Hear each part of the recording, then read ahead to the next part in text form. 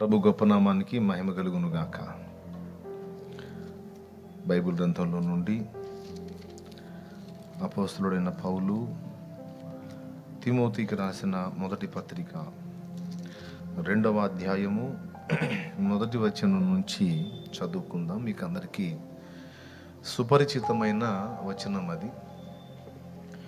నా కుమారుడా, తిమోతికి రాసిన మొదటి పత్రిక 2వ అధ్యాయము 1వ వచనం నుంచి, మనము సంపూర్ణ భక్తియు మాన్యతయు కలిగి నెమ్మదిగాను సుఖముగాను బ్రతుకు నిమిత్తము అన్నింటికంటే ముఖ్యముగా మనుషులందరి కొరకును, రాజుల కొరకును, అధికారుల కొరకును విజ్ఞాపనములను, ప్రార్థనలను, యాచనలను, కృతజ్ఞతాస్తుతులను చేయవలెనని హెచ్చరించుచున్నాను.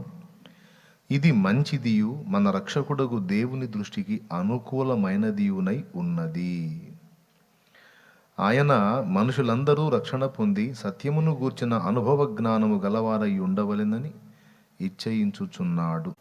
పౌలు భక్తుడు తిమోతికి రాసినటువంటి ఉత్తరంలో చాలా మంచి విలువైన విషయాలు ఎన్నో బోధించాడు. 2 ఉత్తరాలు రాశాడు ఆయనకి. ఆ ఉత్తరాల్లో మనందరికీ కూడా ఉపయోగపడేటువంటి శ్రేష్టమైన సంగతులు ఎన్నో మాట్లాడాడు. వాటిల్లో ఒక అంశము ఇప్పుడు మనం చదువుకున్నటువంటి వచనం, మనము సంపూర్ణ భక్తియు 2 మాన్యతయు కలిగి నెమ్మదిగాను సుఖముగాను బ్రతుకు నిమిత్తము అన్నింటికంటే ముఖ్యముగా మనుషులందరి కొరకును, రాజుల కొరకును, అధికారుల కొరకును విజ్ఞాపనములను, ప్రార్థనలను, యాచనలను, కృతజ్ఞతాస్తుతులను చేయవలెనని హెచ్చరించుచున్నాను అన్నాడు. మనం సంపూర్ణంగా భక్తి జీవితాన్ని కొనసాగించుకోవాలి అన్న, మాన్యత అంటే గౌరవనీయత. గర్వము వేరు, గౌరవము వేరు. గర్వం అంటే అహంతో చరించటం. గర్వం అంటే, గౌరవం అంటే విలువగా జీవించటం, అవతలి వారి చేత మర్యాదగా గౌరవించబడుతూ జీవించేటువంటి జీవితం. గౌరవనీయులైన ఫలానా మంత్రి గారు, గౌరవనీయులైన ఫలానా అధ్యక్షులు గారు అంటారు. దానికే మరొక విధంగా మాన్యశ్రీ అంటారు. మాన్యులు అంటే గౌరవనీయులు అనే అర్థం కూడా వస్తుంది. గౌరవనీయులు అనే అర్థం ముఖ్యంగా. మనము సంపూర్ణ భక్తియు అంటే చేసుకునే భక్తి సంపూర్ణంగా చేసుకుని తృప్తిగా భక్తి జీవితంలో మనం కొనసాగాలంటే మొదటిది. 2వది గౌరవనీయంగా బతకాలంటే, 3వది ఎలాంటి తొందర లేకుండా నెమ్మదిగా బతకాలంటే, 4వది ఉన్నంత వరకు కాస్త సుఖజీవనం చేయాలి అంటే, ఈ 4 మనకు లభించాలి అంటే అన్నింటికంటే ముఖ్యముగా ఒకటి చేయాలని చెప్పాడు. ఖచ్చితంగా ఈ 4 మనం కోరుకుంటాం. సంపూర్ణ భక్తియు అంటే భక్తిలో అరాకొరా చేయటం ఉంది, సంపూర్ణంగా భక్తి చేయటం ఉంది అని కూడా గుర్తించాలి. భక్తిలో 2 రకాలు ఉంది. అసంతృప్తితో భక్తి చేయటం ఉంది, సంపూర్ణంగా సంతృప్తిగా భక్తి చేయటం ఉంది.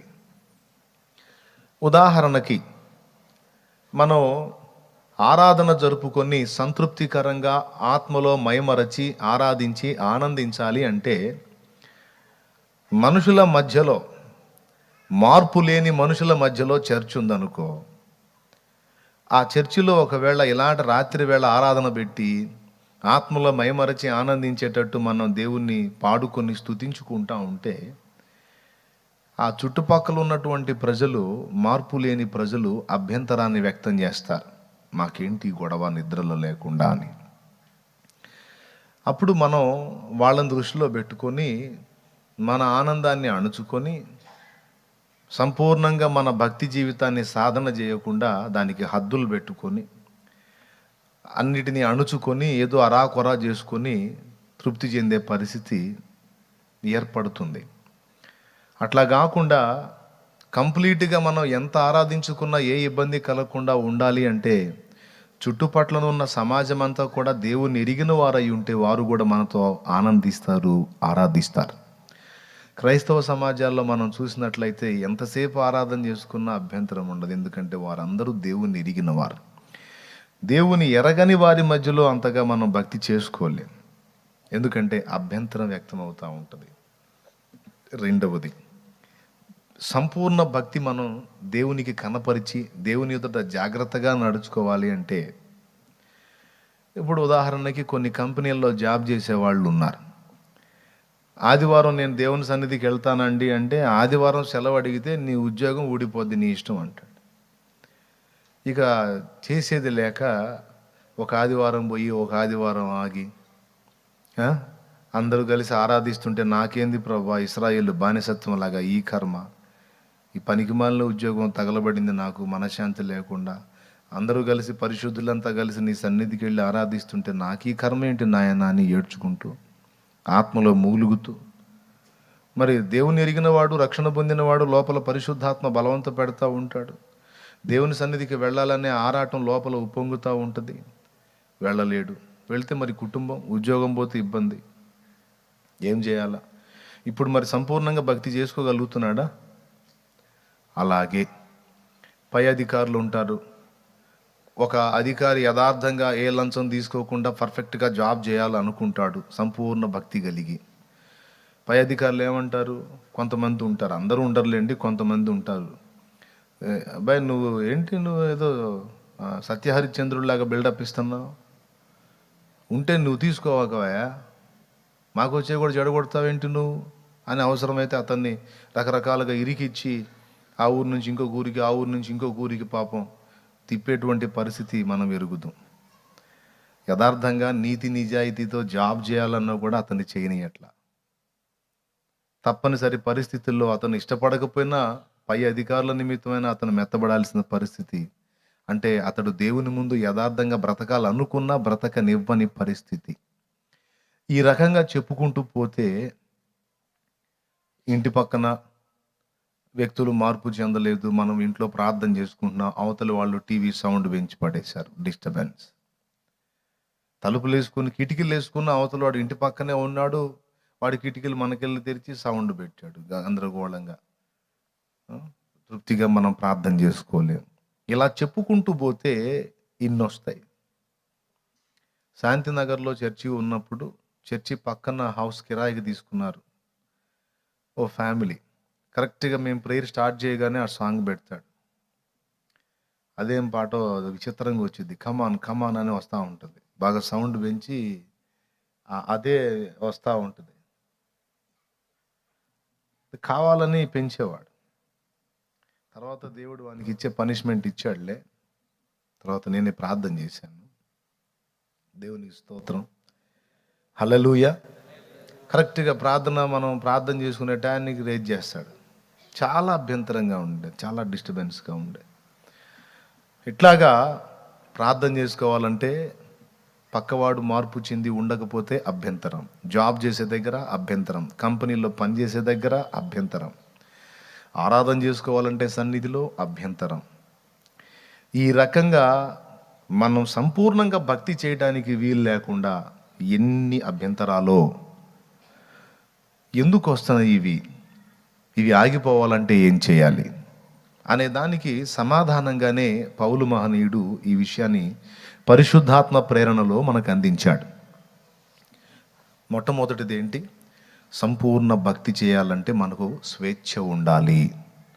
ఆ స్వేచ్ఛ మీకు లభించాలంటే ముందు మీ సమాజం ప్రభు వైపు తిరగాలి.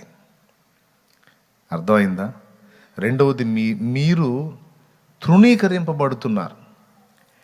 తృణీకరింపబడకుండా గౌరవనీయంగా, మాన్యము, గౌరవనీయతతో కూడిన విధంగా బ్రతకాలి అంటే ఖచ్చితంగా ఆ విషయంలో కూడా మరి ప్రజల్లో పరివర్తన దేవుడు తీసుకొని రావాలి.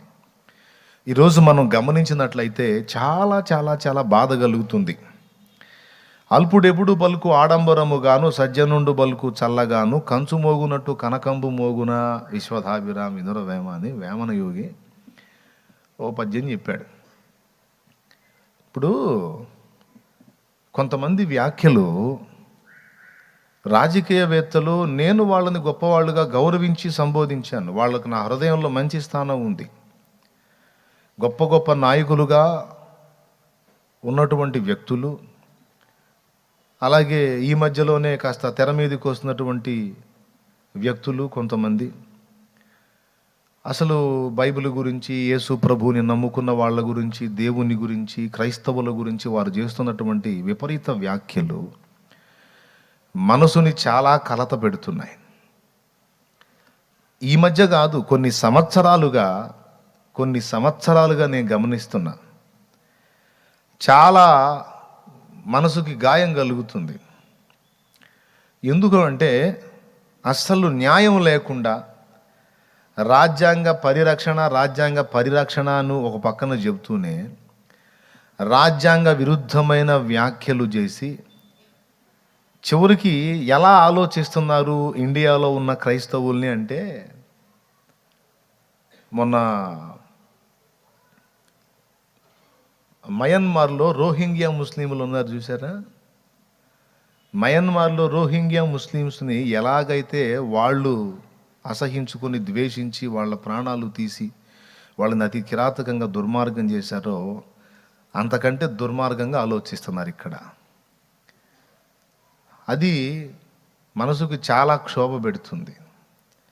యేసు ప్రభుని నమ్ముకొని యేసు ప్రభు మార్గాన్ని అనుసరించి క్రైస్తవుడైన వాడు అసలు ఇండియాకి చెందినోడే కాదు, అసలు వాడు పరాయి దేశస్థుడు, అసలు మన ఇండియా వాడు కాదు, వాడు ఇండియన్ కాదు, వాడు విదేశీయుడు అని వాళ్ళ హృదయాల్లో అలా ప్రతిష్ఠ చేసుకున్నారు. క్రిస్టియన్ అంటే వాడు విదేశీయుడు, ఇండియన్ కాదు. ఇండియాలో ఓన్లీ హిందువు మాత్రమే ఉండాలి, ఇక వేరే విశ్వాసాన్ని అవలంబించేవాడు ఎవడూ కూడా గౌరవనీయతగా ఉండకూడదు, వాడు అవమానపరచబడాలి, తృణీకరించబడాలి, వాడికి స్వేచ్ఛ ఉండకుండా వాడిని అనుక్షణం అడ్డుకోవాలి అని భయంకరమైనటువంటి రీతిలో పోరాటం జరుగుతుంది. మీ అందరికీ తెలిసిన సంగతే అది. ఇలాగా ఈ మధ్య కాలంలో వచ్చేటప్పటికీ ముఖ్య నాయకులుగా ఉన్నవాళ్ళు కాస్త యేసుక్రీస్తునందు విశ్వాసం ఉంచిన కుటుంబంగా వెల్లడైనందున ఆ వ్యక్తిని, ఆ కుటుంబాన్ని దృష్టిలో పెట్టుకొని టోటల్ క్రైస్తవ్యం మొత్తాన్ని కూడా, క్రైస్తవులందరినీ కూడా భయంకరంగా ద్వేషించేటువంటి దుర్మార్గపు మాటలు, వాళ్ళ అక్కసు, వాళ్ళ ఆంతర్యాల్లో దాచుకున్న ఆ విషపూరితమైనటువంటి దురుద్దేశాలన్నీ కూడా ఒక్కొక్కటిగా బయటికి వెళ్ళగక్కుతున్నారు కొంతమంది. ఒకప్పుడు వాళ్ళ మీద నాకు కొంచెం రెస్పెక్ట్ ఉండేది. నిన్న మొన్న వాళ్ళ మాటలు విన్నప్పుడు చాలా బాధ కలిగింది. ఇప్పుడు నా పాయింట్ ఏంటంటే, యేసు ప్రభుని ఒక వ్యక్తి నమ్ముకునే స్వేచ్ఛ ఇండియాలో ఎవరికి లేదా? ఒక వ్యక్తికి రాజ్యాంగం ఇచ్చినటువంటి హక్కు ప్రకారం తన అంతరాత్మ ప్రబోధానుసారముగా ఆర్టికల్ 25, అదే కదా, ఆర్టికల్ 25లో అంతరాత్మ ప్రబోధానుసారం ఒకడు తనకు నచ్చిన మతమును అవలంబించవచ్చు, తనకు నచ్చిన దైవమును విశ్వసించవచ్చు. దాన్ని ఎవడు అడ్డగించినా, అది పొరపాటు అని వ్యాఖ్యానించినా, దాని విషయమై పొరపాటుగా మాట్లాడినా అది నేరం. ఇతరుల యొక్క స్వేచ్ఛను, ఇతరుల యొక్క మనోభావాలను దెబ్బతీసినట్లు గనుక అది నేరం అవుతుంది. ఎవడు అలాగే చేయడానికి లేదు. ఇండియాలో ఉన్నటువంటి ప్రజలు మరి భిన్నత్వంలో ఏకత్వం అనే పదాలు తరచూ వాడతారు కదా, అలాగా అనేక రకాల మతాలు, విశ్వాసాలు, దైవములు ఇత్యాది రకరకాల విషయాలు ఉన్నాయి. కాబట్టి ఎవరికి నచ్చిన విశ్వాసాన్ని వాడు అవలంబించుకోవచ్చు. ఒకడంటాడు అసలు ఏ దేవుడు లేడు, నేను దేవుడే లేడని నాస్తికుడిగా ఉంటానంటే అయినా వాడిని ఏం అనడానికి లేదు.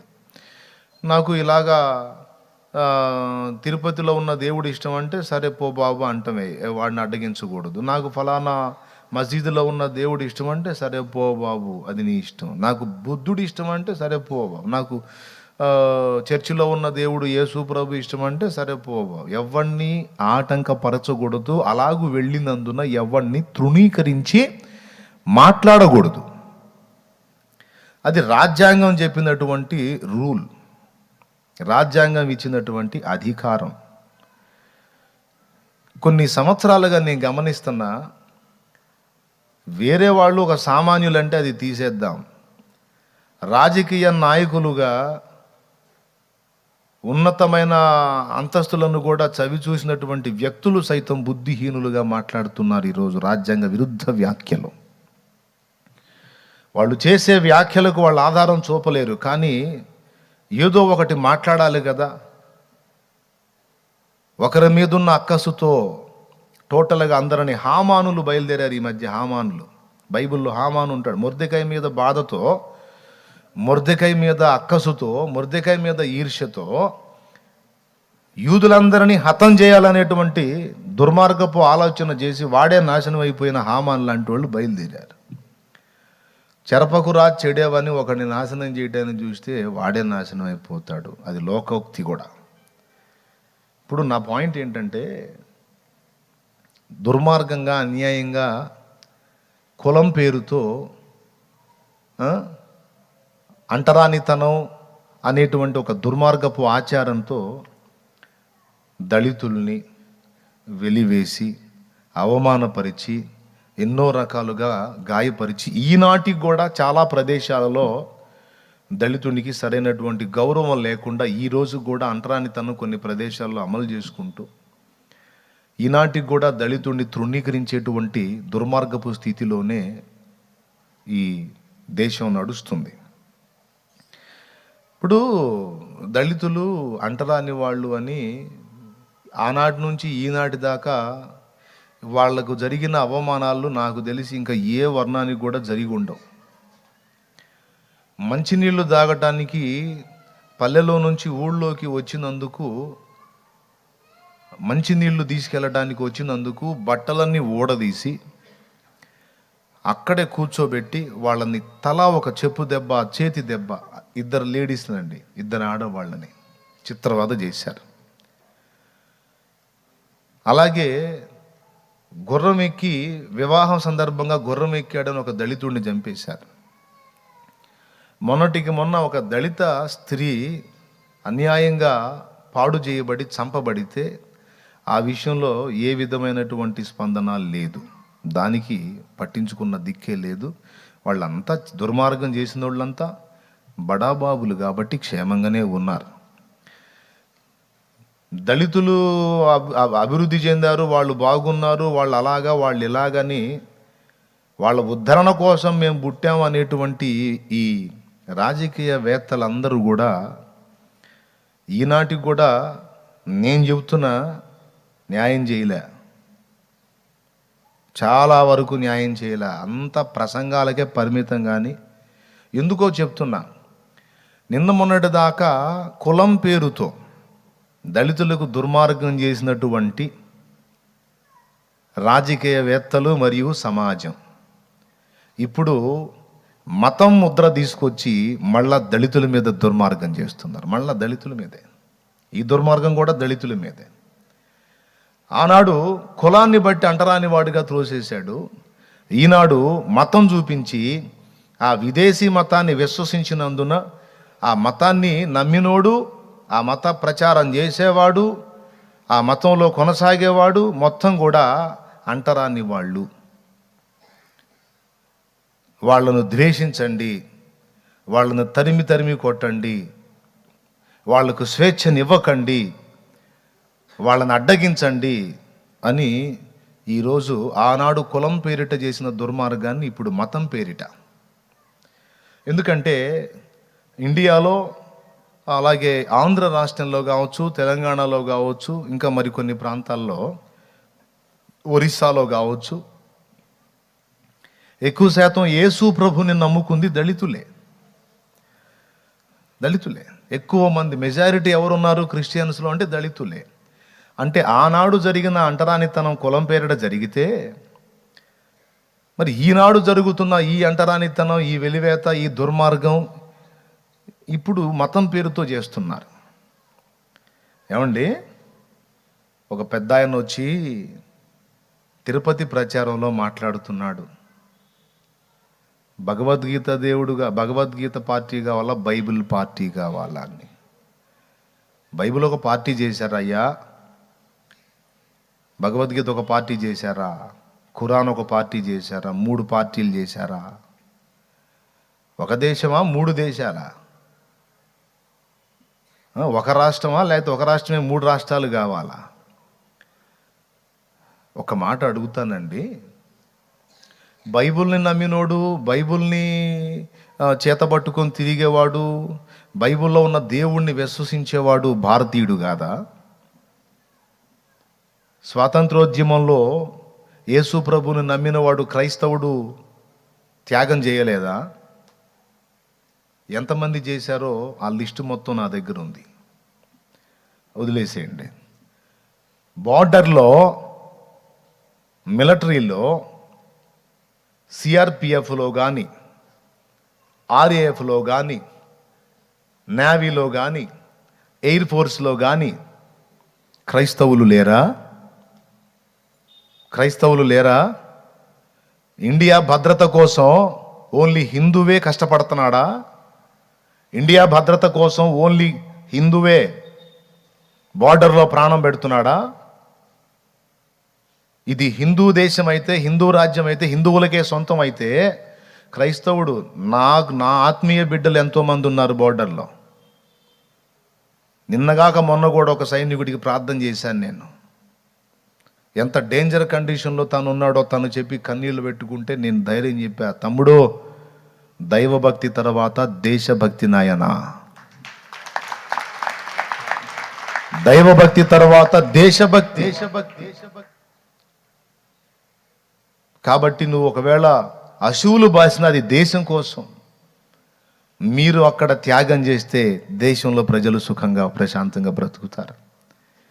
మీ త్యాగం దేశ క్షేమానికి అంకితం. మీ జీవితం, మీ సుఖం, మీ సంతోషం, మీ ఆనందం దేశ సేవకు, దేశ క్షేమానికి అంకితం అయ్యా. దీనికి బట్టి దేవుడు దీవెన మీకు ఉంటుంది అని ధైర్యపరిచి ప్రార్థన చేసి పంపించా.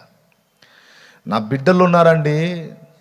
యెషయా అనే ఒక తమ్ముడు ఉన్నాడు, బార్డర్లో ఉన్నారు. ఇండియా ఒక్క మతానికి చెందిందా? ఒక మతానికి చెందింది అయితే మరి బార్డర్లో ఎందుకు అన్ని మతాలకు చెందిన వాళ్ళని తీసుకున్నారు? ముస్లిం లేడా బార్డర్లో? ముస్లింలు ప్రాణం పెట్టట్లేదా? క్రిస్టియన్ ప్రాణం పెట్టట్లేదా? ఓన్లీ హిందూ మతానికి చెందిన వాళ్ళు మాత్రమే బార్డర్లో ప్రాణాలు పెడుతున్నారా? ఒక మతాన్ని బట్టి ఒక సమాజాన్ని ద్వేషిస్తే అది ఎన్నిటికి టచ్ అవుతుందో ఇంకితం ఉందా అధికారులకి, మాట్లాడేటువంటి వ్యక్తులకి, రాజకీయవేత్తలకి? కనీసపు బుద్ధి జ్ఞానం వాళ్ళకి ఏమైపోయిందో నాకు అర్థం కావటల్లా. మిలిటరీలో అశువులు బాస్తున్నారండి అన్ని మతాలకు చెందిన వాళ్ళు. సిక్కులు ఉన్నారు ప్రాణం పెట్టిన వాళ్ళల్లో, క్రైస్తవులు ఉన్నారు, ముస్లింలు ఉన్నారు. ఒక మతానికి చెందిందా ఇండియా? మరి అట్లయితే అన్ని మతాల వాళ్ళు ఎందుకు నాయన చావాలి? దేశ రక్షణ కోసం ఉద్యోగాలు చేస్తున్నారు వాళ్ళు అంటారా? సైనికుడి శవం మీద పడి తన కన్న బిడ్డ ఏడుస్తుంది. ఎన్ని కోట్లు ఇస్తావు? ఎన్ని కోట్లు పెట్టి ఆ తండ్రిని తిరిగి ఆ కూతురికి ఇస్తావు నాయన? తండ్రి శవపేటకు ముందుకు వస్తే పెద్దగా ఏడ్చి నిభాళించుకొని చెయ్యెత్తి శాల్యూట్ చేసి మేరా భారత్ మహాన్ అంది ఆ బిడ్డ. మేరా భారత్ మహాన్.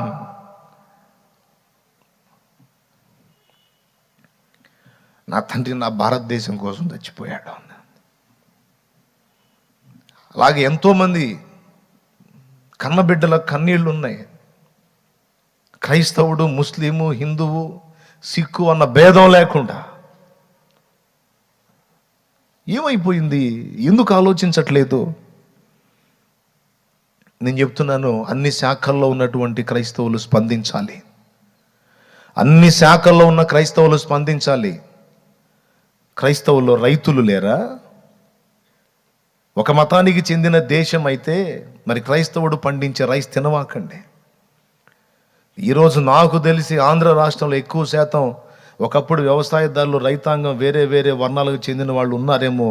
ఈరోజు ఎక్కువ శాతం వ్యవసాయదారులుగా ఉంది దళితులే, క్రైస్తవులే. పండిస్తే తింటావు, బార్డర్లో ప్రాణం పెడితే మనోడు అంటావు. కానీ అతడు నమ్మి మొక్కి ఆరాధిస్తున్న దేవుణ్ణి బట్టి మాత్రం అతన్ని భయంకరంగా ద్వేషించి అసలు వాడు ఇండియనే కాదని క్రూరంగా తనెంతో పవిత్రంగా ఎంచి గౌరవించే ఆరాధించేటువంటి దేవుణ్ణి, పరిశుద్ధ గ్రంథాన్ని తృణీకరించి మతం రంగు పులిమి రాజకీయ లబ్ధి కోసం మహా నీచంగా దుర్మార్గంగా మాట్లాడి విభజించు పాలించు అనేటువంటి నీచ ప్రవృత్తిని తీసుకొచ్చి ఒక్కొక్క ప్రాంతాన్ని దుర్మార్గం చేసి రక్తపుటేర్లు పారించి మత సంబంధమైన విద్వేషాలు రెచ్చగొట్టి కొట్లాట పెట్టి ఒకళ్ళనొకళ్ళు చంపుకునేటట్టు చేసి పరమత సహనం అనేది లేకుండా చేసి కొన్ని ప్రాంతాలను ఆక్యుపై చేశారు. చివరికి ఆంధ్ర రాష్ట్రానికి కూడా ఎంటర్ అయ్యారు.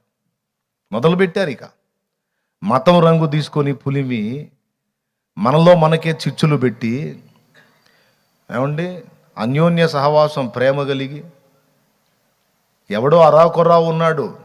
యేసు ప్రభు నమ్మిన వాళ్ళలో కూడా తెలిసి తెలియక అవతలి వాళ్ళని తేలిగ్గా మాట్లాడిన వాడు అంతకంటే ఎక్కువగా మాట్లాడుతున్నారుగా ఈరోజు యేసు ప్రభు గురించి. మరి యేసు ప్రభు గురించి దుర్మార్గంగా మాట్లాడుతున్నారుగా, పుస్తకాలు రాశారుగా, సినిమాలు తీశారుగా. నీచమంతా బైబిల్ గురించి, బైబిల్లో ఉన్నటువంటి విషయాల గురించి బహు నీచాతి నీచంగా దూషణగా మాట్లాడుతున్నారు కదా.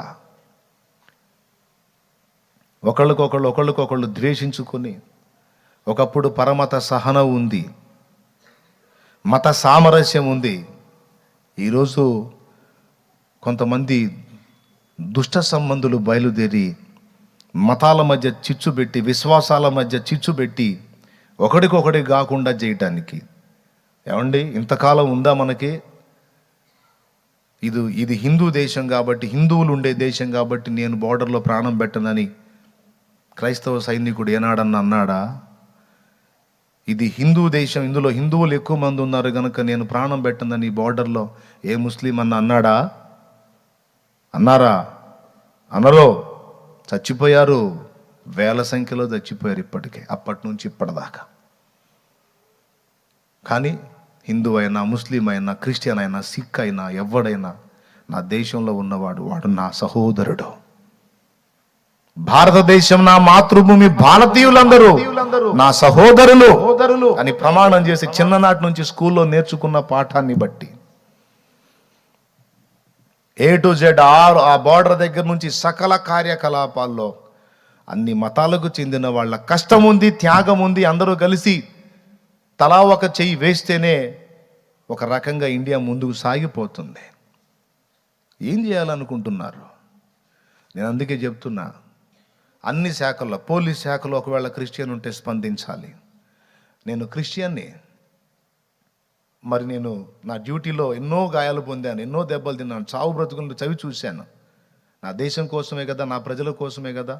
మరి బైబిల్ని తృణీకరించి అవమానంగా మాట్లాడితే, క్రిస్టియన్స్ని వేరు చేసి మాట్లాడితే మరి నాకు సమాధానం ఏం చెప్తారని ఒక పోలీసు మాట్లాడాలి, ఒక లాయర్ మాట్లాడాలి, ఒక డాక్టర్ మాట్లాడాలి, ఒక కలెక్టర్ మాట్లాడాలి. ఎందుకు ఇలాంటి వ్యాఖ్యలు చేస్తున్నారు? ఎందుకు మమ్మల్ని విడగొట్టి మాట్లాడుతున్నారు? ఎందుకు బైబిల్ అంటే అసహించుకుంటున్నారు? మేము మా గుండెలకు హత్తుకుంటున్న పుస్తకం. నీ గ్రంథాన్ని తృణీకరించి మాట్లాడితే నీకు మనోభావం దెబ్బతింటుంది, గాయమవుతుందని భయంకరంగా ద్వేషించినప్పుడు మరి మమ్మల్ని అంటే మాకు బాధ కలగదా? ఎక్కడో ఏదో దుర్మార్గాలు చేశారు, ఎవరో దుండగ చర్యలు చేస్తే క్రైస్తవులు చేశారు, వాళ్ళు చేశారు, వీళ్ళు చేశారు, వాళ్ళని ఎట్లా చేయండి అట్లా చేయండి అని. మొన్న ఒక చోట ఒకటి ఏదో ఇదైపోతే దానికి సంబంధించి అందుబాటులో ఉన్న చర్చిని పగలగొట్టారు. రకరకాలుగా ఎందుకు? కొంతమంది స్వార్థపరులు, స్వార్థ రాజకీయ నాయకులు రాజకీయ లబ్ధి కోసం చేసేటువంటి విషతుల్య బోధలను విని అన్నాదమ్ముల్లాగా అన్ని మతాలు కలిసి అన్యోన్యంగా సహజీవనం చేసేటువంటి మన మధ్యలో ఈ వైషమ్యాలు, కార్పణ్యాలు ఎందుకు? ఎవరి స్వార్థం ఇది? మనకి ఇట్టే అర్థమైపోతుంది. కొంతమంది దుష్ట రాజకీయ నాయకులు వాళ్ళ రాజకీయ లబ్ధి కోసం, అధికార దాహం కోసం చేస్తున్న దుర్మార్గపు ప్రచారాలు, విభజించు పాలించు అన్నట్లుగా మతాల మధ్య చిచ్చు పెట్టి ఒకరినొకడు కొట్టుకునేటట్టు చేసి మతం పేరుతో ఇక్కడ కూడా అధికారాన్ని స్వతంత్రించుకోవాలన్న దురుద్దేశంతో కొంతమంది చేసినటువంటి దుర్మార్గపు ప్రచారాలు మనం విన్నప్పుడు మరి మాన్యత అనేది మనకి ఎక్కడుంది సమాజంలో? క్రైస్తవుడంటే వాడు తృణీకరించబడుతున్నాడు. ఎందుకు క్రైస్తవుడి మీద ఈజీగా నోరు జారేస్తున్నారు ప్రతి ఒక్కడు? ఇంకా వేరే వారే ఎవరినన్నా కూడా మొహం పగలగొడతాడు. కానీ క్రైస్తవుడు అట్లా చేయడు కదా. శాంతి కాముకుడు గొర్రెలాగెళ్ళి తలదించుకుని వెళ్ళిపోతాడు కదా. సువార్త ప్రకటన చేసుకుంటూ వీధిలో వచ్చాడు. ఇక్కడ ఎందుకు ప్రచారం చేస్తున్నావు? ఇక్కడ మా గుడి ఉంది, నువ్వు చేయడానికి వెళ్ళు. సార్ తెలియక వచ్చాం సార్, వెళ్తున్నాను. ఏంది తెలియక వచ్చేది? దాని కాడ రాద్ధాంతం చేసి, గందరగోళం చేసి, వీడియోలు తీసి, చీదర చేసి మీరందరూ కలిసి వీళ్ళని ఒక ఆట ఆడుకోండి అని ఈరోజు యూత్ని పాడు చేస్తున్నారు. యవనస్తుల హృదయాలలో మత సంబంధమైనటువంటి కార్పణ్యాన్ని నూరిపోసి భావి తరానికి ఉనికి లేకుండా మత సంబంధమైన విద్వేషంతో ఐక్యతను విచ్ఛిన్నం చేసి ఒక ఘోరమైనటువంటి పరిస్థితిని తీసుకురావటానికి కొంతమంది దుర్మార్గులు కంకణం కట్టుకున్నారు. కాబట్టి అందరూ గుర్తించి, ముఖ్యంగా భారతదేశ ప్రజలు, అంతకంటే ముఖ్యంగా క్రైస్తవ సోదరులందరూ కూడా ఈ విషయంలో మీరు కొంచెం మెళకువగలిగి ఉండాలి. అసలు క్రైస్తవుడు అంటేనే వాడొక చీడ పురుగులాగా, వాడొక పురుగులాగా, వాడొక అతి దారుణమైన అసహ్యుడిలాగా భావించి ప్రతి ఒక్కడూ తేలిగ్గా మాట్లాడుతున్నాడు, ప్రతి ఒక్కడూ తృణీకరించి మాట్లాడుతున్నాడు. ఎందుకు ఇంత తృణీకారం? అవునా? మరి అన్నిట్లో డాక్టర్లు ఉన్నారు క్రైస్తవులు.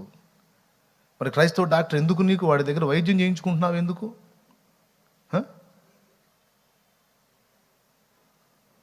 మళ్ళా కొంతమంది మరి క్రైస్తవ దేశాలకు వెళ్ళి వాళ్ళ దగ్గరికి వెళ్ళి మనం సత్సంబంధాలు కలిగి ఉందామని వాళ్ళతో పోయి అడుక్కొచ్చుకోవటం ఎందుకు? మాట్లాడుకోవటం ఎందుకు?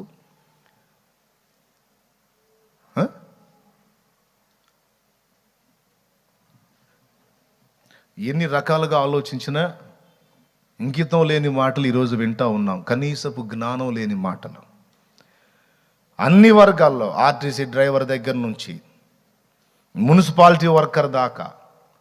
మున్సిపాలిటీ వర్క్ చేసే వాళ్ళు ఎంతమంది క్రైస్తవులు ఉన్నారో మరి మేము అంటరాని వాళ్ళంగా, మా బైబిల్ అపవిత్రమైందిగా, బైబిల్ మాది సపరేట్గా మేము మున్సిపల్ వర్క్ చేయమంటే ఎక్కడదక్కడ మురిగిపోయింది. ఆఖరికి నువ్వు చస్తే తగలబెట్టే వ్యక్తి కూడా ఈ రకంగా ఎక్కడా క్రైస్తవుడు చేయలేకుండా ఉంది ఇండియాలో. మరి విడగొట్టావు కదా. మరి వీళ్ళ నుండి జరిగేటువంటి సేవంతా ఆగితే ఏమైద్ది? మేమందరం తృణీకరింపబడుతున్నాం, మా గ్రంథం అవమానపరచబడుతుంది, మేము నమ్మి ఆరాధించే దేవుణ్ణి తేలిగ్గా మాట్లాడుతున్నారు, మా గాయం కలుగుతుంది అని అందరూ నోరు తెరిస్తే అప్పుడు అర్థమైద్ది ఒక్కొక్కడికి. దయచేసి ఈ మాటలు అందరూ, ముఖ్యంగా దేవుని బిడ్డలందరూ కూడా స్పందించి ఈ విషయంలో గళం విప్పాలి, నోరు తెరవాలి. ఎందుకు మేము ఇండియన్స్ కాదా? మేము మా ఇష్టం వచ్చిన దైవాన్ని మేము ఆరాధించుకొని, మేము మొక్కి ప్రార్థన చేసుకొని, మేము నమ్మి ఫాలో అవటానికి మాకు లేదా హక్కు? లేదా? ఎవరెవరు ఎంతెంత సేవ చేశారో సమాజానికి వాళ్ళందరూ ముందుకొచ్చి అవసరమైతే మాట్లాడాలి. ఈరోజు ఏ మీడియాను ఆధారం చేసుకొని ప్రతి ఒక్కడు మాట్లాడుతున్నాడో అదే మీడియాని ఉపయోగించి మాట్లాడండి, నోరు తెరచి అడగండి, ప్రశ్నించండి. తలదించుకొని సజ్జనుడు తలదించుకొని కొన్నిసార్లు వెళ్ళటం క్షేమం, కొన్నిసార్లు తలదించుకొని వెళ్ళటం ప్రమాదకరం. కొన్నిసార్లు క్షేమం తలదించుకొని తగ్గించుకొని వెళ్ళటం, కొన్నిసార్లు ప్రమాదకరం నోరు తెరవకపోతే.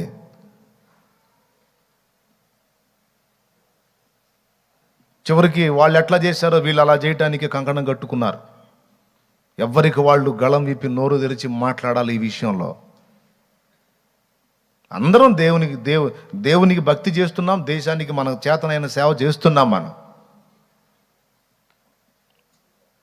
దేశ క్షేమం కోసం ప్రార్థనలు చేయటమే కాదు, దేశ ప్రజల క్షేమం కోసం అందరూ ఎన్ని చేస్తున్నారో మనం కూడా అన్నీ చేస్తున్నాం. మనల్ని ఎందుకు విడగొట్టి మాట్లాడుతున్నారు? ఎందుకు అసహించుకుంటున్నారు? అంటే దళితుల మీద ఉన్న ఆనాటి అంటరాని తనపు ఆ విద్వేషం ఈనాటికి కూడా పోలేదా? ఈ రూపంలో మళ్ళా దాన్ని అమలు చేస్తున్నారా? కాబట్టి విఘ్నులైనటువంటి వాళ్ళు ఆఫీసర్స్ స్థాయి నుంచి ఒక ఆయన అంటాడు, పోలీసులు క్రిస్మస్ చేస్తారా అంటే, పోలీసులు క్రిస్మస్ జరుపుకోకూడదా? ఇప్పుడు ఏ శాఖలో ఉన్నవాడైనా దైవభక్తి చేయటం పాపం కాదు కదా. తనకి ఇష్టమైనటువంటి దైవాన్ని ఆరాధించడం తప్పెందుకు అవుతుంది? ఒక హిందూ ఆఫీసర్ ఉంటే గుడికి వెళ్ళి పూజ చేసుకుంటాడండి. ముస్లిం ఆఫీసర్ ఉంటే తన టైంలో నమాజ్ చేసుకుంటాడు పోయి. క్రిస్టియన్ ఆఫీసర్ ఉంటే ప్రేయర్ చేసుకుంటాడు. అందరికీ సమ్మతం అయితే అందరూ కలిసి ఆఫీసర్స్ ఒకవేళ కలిసి ఉంటే నమాజ్ చేసుకుంటారు, పూజ చేసుకుంటారు, లేదా ప్రార్థనలు చేసుకుంటారు, సెలబ్రేషన్స్ చేసుకుంటారు. దాన్ని పొరపాటుగా మాట్లాడకూడదు కదా. నేను ఎంతో గౌరవించే వ్యక్తి ఈ మాట మాట్లాడితే నాకు చాలా గాయం అనిపించింది. ఆ వ్యక్తిని నేను ఎంతో గౌరవించాను. అతనికి నా హృదయంలో ఒక మంచి స్థానం ఉంది, మంచి జ్ఞానవంతుడు, కాస్త ఆలోచన పరుడని. దెబ్బకి నాకు దిమాగ్ పోయింది ఆ మాటలు విని. క్రైస్తవులే చేస్తున్నారు ఇట్లా, క్రైస్తవులే చేస్తున్నారు, క్రైస్తవులు మధ్యలో ఈ మధ్య స్వయంభూవులుగా పుట్టుకొచ్చారు, హిందువులు ముస్లింలు ఎప్పటి నుంచో ఉన్నారని ఆయన మాట్లాడటం నాకు చాలా విడ్డూరం అనిపించింది. ఇది చాలా అన్యాయంగా మాట్లాడారు ఆయన. ఆ వ్యాఖ్య వెనక్కి తీసుకుంటే ఆయన మర్యాద బాగుంటుంది. లేకపోతే చాలామంది దేవుని ఎరిగిన బిడ్డల హృదయంలోంచి ఆయన ప్లేస్ పోతుంది, ఆ వ్యక్తి మీద ఉన్న రెస్పెక్ట్ పోతుంది. చాలా చాలా దుఃఖం కలిగింది నాకు. ఈ రకంగా అస్సలు గౌరవం లేకుండా అందరూ నోళ్లు తెరిచి ఎట్లా పడితే అట్లా క్రైస్తవుల్ని మాట్లాడుతుంటే, అన్ని శాఖలలో అన్ని వ్యవస్థలలో ఉన్నటువంటి క్రైస్తవులు, నువ్వు లాయరు అయితే నువ్వు నోరు తెరిచి మాట్లాడి పెట్టు, అవసరమైతే యూట్యూబ్లో పోస్ట్ పెట్టు, నేను లాయర్ని, ఐఎమ్ క్రిస్టియన్, నేను ఇంతమందికి మేలు చేశాను, మరి ఆ సేవ నేను ఎందుకు చేయాలి? నా దేశాన్ని ప్రేమించి చేశాను, నేను భేదం చూసుకోవాలా, వీడు వాడని నేను భేదం చూసుకోవాలా, నా భారతదేశం నా ప్రజలని నేను సేవ చేస్తున్నానని ఎవరెవరు ఏ ఏ విధుల్లో సేవలు చేస్తున్నారో వాళ్ళందరూ కూడా స్పందించాలి. లేకపోతే చివరికి ఎంత దుర్మార్గానికైనా పాల్పడతారన్నమాట. ఇది అందరూ గుర్తిస్తారని చెప్తున్నా. ఇప్పుడు మళ్ళీ పాయింట్కి వస్తా. దేవునికి స్తోత్రం కలుగును గాక. హల్లెలూయా. ఏమంటే మాన్యత, మనము మాన్యత కలిగి, ఫస్ట్ ఏమన్నాడు? సంపూర్ణ భక్తియు. రెండవది మాన్యత కలిగి. మూడవది నెమ్మదిగా, అంటే ఎలాంటి తొందరలు లేకుండా, ఎలాంటి ఇబ్బందులు లేకుండా నెమ్మదిగాను సుఖముగాను బ్రతుకు నిమిత్తము, అన్నిటికంటే ముఖ్యముగా ప్రియులారా, మత సంబంధంగా మరి ఈరోజు జరుగుతున్నటువంటి దుర్మార్గాన్ని గురించి నేను మాట్లాడాను. ఎందుకంటే నా హృదయంలో ఆ బాధ ఉంది, అది నేను వెళ్ళబోసుకున్నాను. ఎవరి మతం పట్ల వాళ్ళకి గౌరవం ఉంటుంది. నేను ఒకప్పుడు యేసుప్రభుని ఎరగనండి, తృణీకరించిన వాడిని. ఈరోజు నాకు యేసుప్రభు నచ్చాడు, యేసుప్రభు మార్గంలోకి వచ్చా. ఏం నాకు ఆ స్వేచ్ఛ లేదా? నేను క్రైస్తవుడుగా నేను జీవించాలనుకున్న క్రైస్తవుడు అంటే క్రీస్తు అనుచరుడు, క్రీస్తు బిడ్డగా బ్రతకాలని నేను ఆశించాను. నాకు ఆ హక్కు లేదా? రాజ్యాంగం నాకు ఇచ్చిన హక్కు. ఒకడు అంటాడు, ఒకడు ఫోన్ చేసి మీ నాన్న పేరేంది, మీ తాత ఈడేదో పెద్ద ఆఫీసర్ లాగా, ఈడు అధికారిలాగా. నీకెందుకురా మా తాత పేరు మా నాన్న పేరు? అసలు నువ్వెవడివి? నువ్వేం ప్రభుత్వాధికారివా? నువ్వేమన్నా నాకు ఇస్తున్నావా? నన్ను ఎందుకు అడుగుతావు నువ్వు? మీ తాత ఎవరు, మీ నాన్న ఎవరు, నీ పేరేంటి, అసలు నీ పాత పేరేంటి, అప్పటి పేరు? అరే నాకు 100 పేర్లు పెట్టుకుంటా నేను. నాకు ఇష్టం వచ్చింది, ఈరోజు నేను క్రైస్తవ్యంలో కొనసాగుతా, నాకు నొప్పి పుట్టింది, ముస్లిం అవుతా, అందులో కూడా నొప్పి పుడితే సిక్కునవుతా, అందులో కూడా నాకు నచ్చకపోతే బౌద్ధుడిని అవుతా, అందులో కూడా నచ్చకపోతే అసలు నాస్తికుడిని అవుతా. నువ్వెవడివి నన్ను అడగటానికి? ఒక మతాన్ని విశ్వసించినోడు అందులోనే ఉండాలి, వేరే మతంలోకి వెళ్ళకూడదని ఏమైనా రాసి ఉందా రాజ్యాంగంలో? ఉంటే చెప్పు, ఏ ఆర్టికల్లో ఉంది, ఏ విధానంలో ఉందో చెప్పు. అంటే వీళ్ళు నోరు తెరిచి బూతులు తిట్టరు, మాట్లాడరు, అసభ్య పదజాలం వాడరు, మనం ఎన్నైనా తిట్టొచ్చు, ఆడే నోరు మూసుకొని పడి ఉంటాడని ఫోన్లు చేసి ఎంత భయంకరంగా దూషణం. ఎందుకు? దాడికి ప్రతిదాడి చేయొద్దని చెప్పాడు కదా. కానీ ఎల్లకాలం అలా కొనసాగమని కూడా దేవుడు చెప్పలా. నోరు తెరిచి నిలదీయాలి, సమాజాన్ని అడగాలి. మేము మనుషులం కాదా? మాకు ఇష్టం వచ్చిన దాన్ని మేము ఫాలో అవటానికి మాకు అధికారం లేదా? నోరు మూసుకొని వెళ్తుంటే పద్దాకలు ప్రతి ఒక్కడు వచ్చి మొరుగుతూ ఉన్నాడు. ఏంటి మీ వ్యాఖ్యలని నోరు తెరవాలి, లేకపోతే ఇక అన్ని శాఖల్లోంచి చీదర అయిపోద్ది భవిష్యత్తు. ఇది అందరూ గుర్తించాలని మళ్ళొక్కసారి దీన్ని ఎత్తి చెబుతున్నాను. అచ్చంగా దీని గురించే సవివరంగా మాట్లాడాలని ఉంది, కానీ మరి వాక్య ధ్యాన సమయం కాబట్టి క్రైస్తవులు, ముఖ్యంగా నన్ను అనుసరించేటువంటి బిడ్డలు, తర్వాత వినబోయే వాళ్ళు అందరూ కూడా గ్రహిస్తారనే బోల్డంత బాధతో ఈ మాటలు చెప్తున్నాను. మన వంతు స్పందన మనం తెలియజేయాలి. సో ఇప్పుడు ఇవన్నీ జరగాలి, మనం సంపూర్ణ భక్తి చేయాలన్నా, గౌరవనీయంగా బ్రతకాలన్నా, నెమ్మదిగా సుఖంగా జీవించాలన్నా ఏం జరగాలంటున్నాడంటే కింద వాక్యంలో అందిస్తున్నాడు. ఏమందిస్తున్నాడు? అన్నిటికంటే ముఖ్యముగా అన్నదాన్ని మనం గుర్తుపెట్టుకోవాలి. అన్నిటికంటే ముఖ్యముగా మనుషులందరి కొరకును. మనుషులందరూ అంటే నీ ఇరుగు పొరుగులు కూడా అందులోకి వచ్చేస్తారు. నీ సమాజం, నీ పట్టణం, రాష్ట్రం, దేశం, ప్రజలు, మొత్తం మనుషులందరూ ప్రపంచవ్యాప్తంగా. మనుషుడు అన్నవాడు ఎంతమంది అయితే ఉన్నారో అంతమంది. ఆ మనుషులందరి కొరకును, తర్వాత రాజుల కొరకును, అంటే రాష్ట్రాలను ఏలేటువంటి వ్యక్తి, దేశాన్ని ఏలే వ్యక్తి, అలాగా పట్టణాలను ఏలేటువంటి వ్యక్తులు, సిటీలను ఏలేటువంటి వ్యక్తులు, మేయర్స్, ఎమ్మెల్యేస్, ఎంపీస్, ముఖ్యమంత్రులు, ప్రధానమంత్రులు, కలెక్టర్స్, రాజుల కొరకు, రెండవది అధికారులందరి కొరకును. రాజుల కొరకును, అధికారులందరి కొరకును, ఈ రెండిటికి ముందు మనుషులందరి కొరకును. 4 చేయమన్నాడు. ఏమి చేయమన్నాడు అంటే ఫస్ట్ చదువు. నంబర్ 1 విజ్ఞాపనములు చేయాలన్నాడు. నంబర్ 2 ప్రార్థనలు చేయాలి. నంబర్ 3 యాచనలు చేయాలి. నంబర్ 4 కృతజ్ఞతాస్తుతులు చెల్లించాలి. ఈ 4. ప్రియులారా, దేవునికి ప్రార్థన చేయాలి, ఇది వాస్తవం. కొన్నిసార్లు పౌలు ప్రవర్తించినట్టుగా, పౌలు శీలలు ప్రవర్తించినట్టుగా కూడా అవసరమైతే ప్రవర్తించాలి. దయ్యం వెళ్ళగొట్టినందుకు పౌలు శీలల్ని చెరసాలలో బొండ వేసి బిగించి వాళ్ళని బంధించారు, కొట్టి. ఏంది వాళ్ళు చేసిన నేరం అంటే, ఒక పాడైపోతున్న జీవితాన్ని, చావుకు సమీపమైపోతున్న జీవితాన్ని, ఆ అమ్మాయికి దయ్యం పడితే ఆ దయ్యంతో వ్యాపారం చేస్తున్నారు కొంతమంది ఆమె సంబంధులు. జబ్బు వచ్చినటువంటి పిల్లతో, దురాత్మ పీడితురాలైన పిల్లతో ఆమె ప్రాణాలు అది విలవిలా తీస్తుంటే దాన్ని ఒక వ్యాపారంగా మలుచుకొని ఆ దయ్యం ఆ అమ్మాయిలోకి వచ్చి ఏవేవో చెబుతూ ఉంటే ఆ చెప్పిన వాటన్నిటిని సొమ్ము చేసుకుంటున్నారు. పుతోను అనే దయ్యం పట్టిన అమ్మాయి విషయంలో జరిగింది ఇది. పౌలు చూసి ఆ దురాత్మను గద్దించి వెళ్ళగొట్టి ఆ అమ్మాయిని బాగు చేసి మామూలు మనిషిగా చేశాడు. ఈరోజు క్రైస్తవ్యం చేస్తున్న ద్రోహం ఏమిటి? క్రైస్తవ్యం చేస్తున్న దేశ ద్రోహం, దుర్మార్గం ఏమిటి? నేను చెప్తున్నా, నా సేవా పరిచర్యలో 1000 మంది త్రాగుబోతులు మారిపోయారు. దేవుని కృపతో 1000 మంది.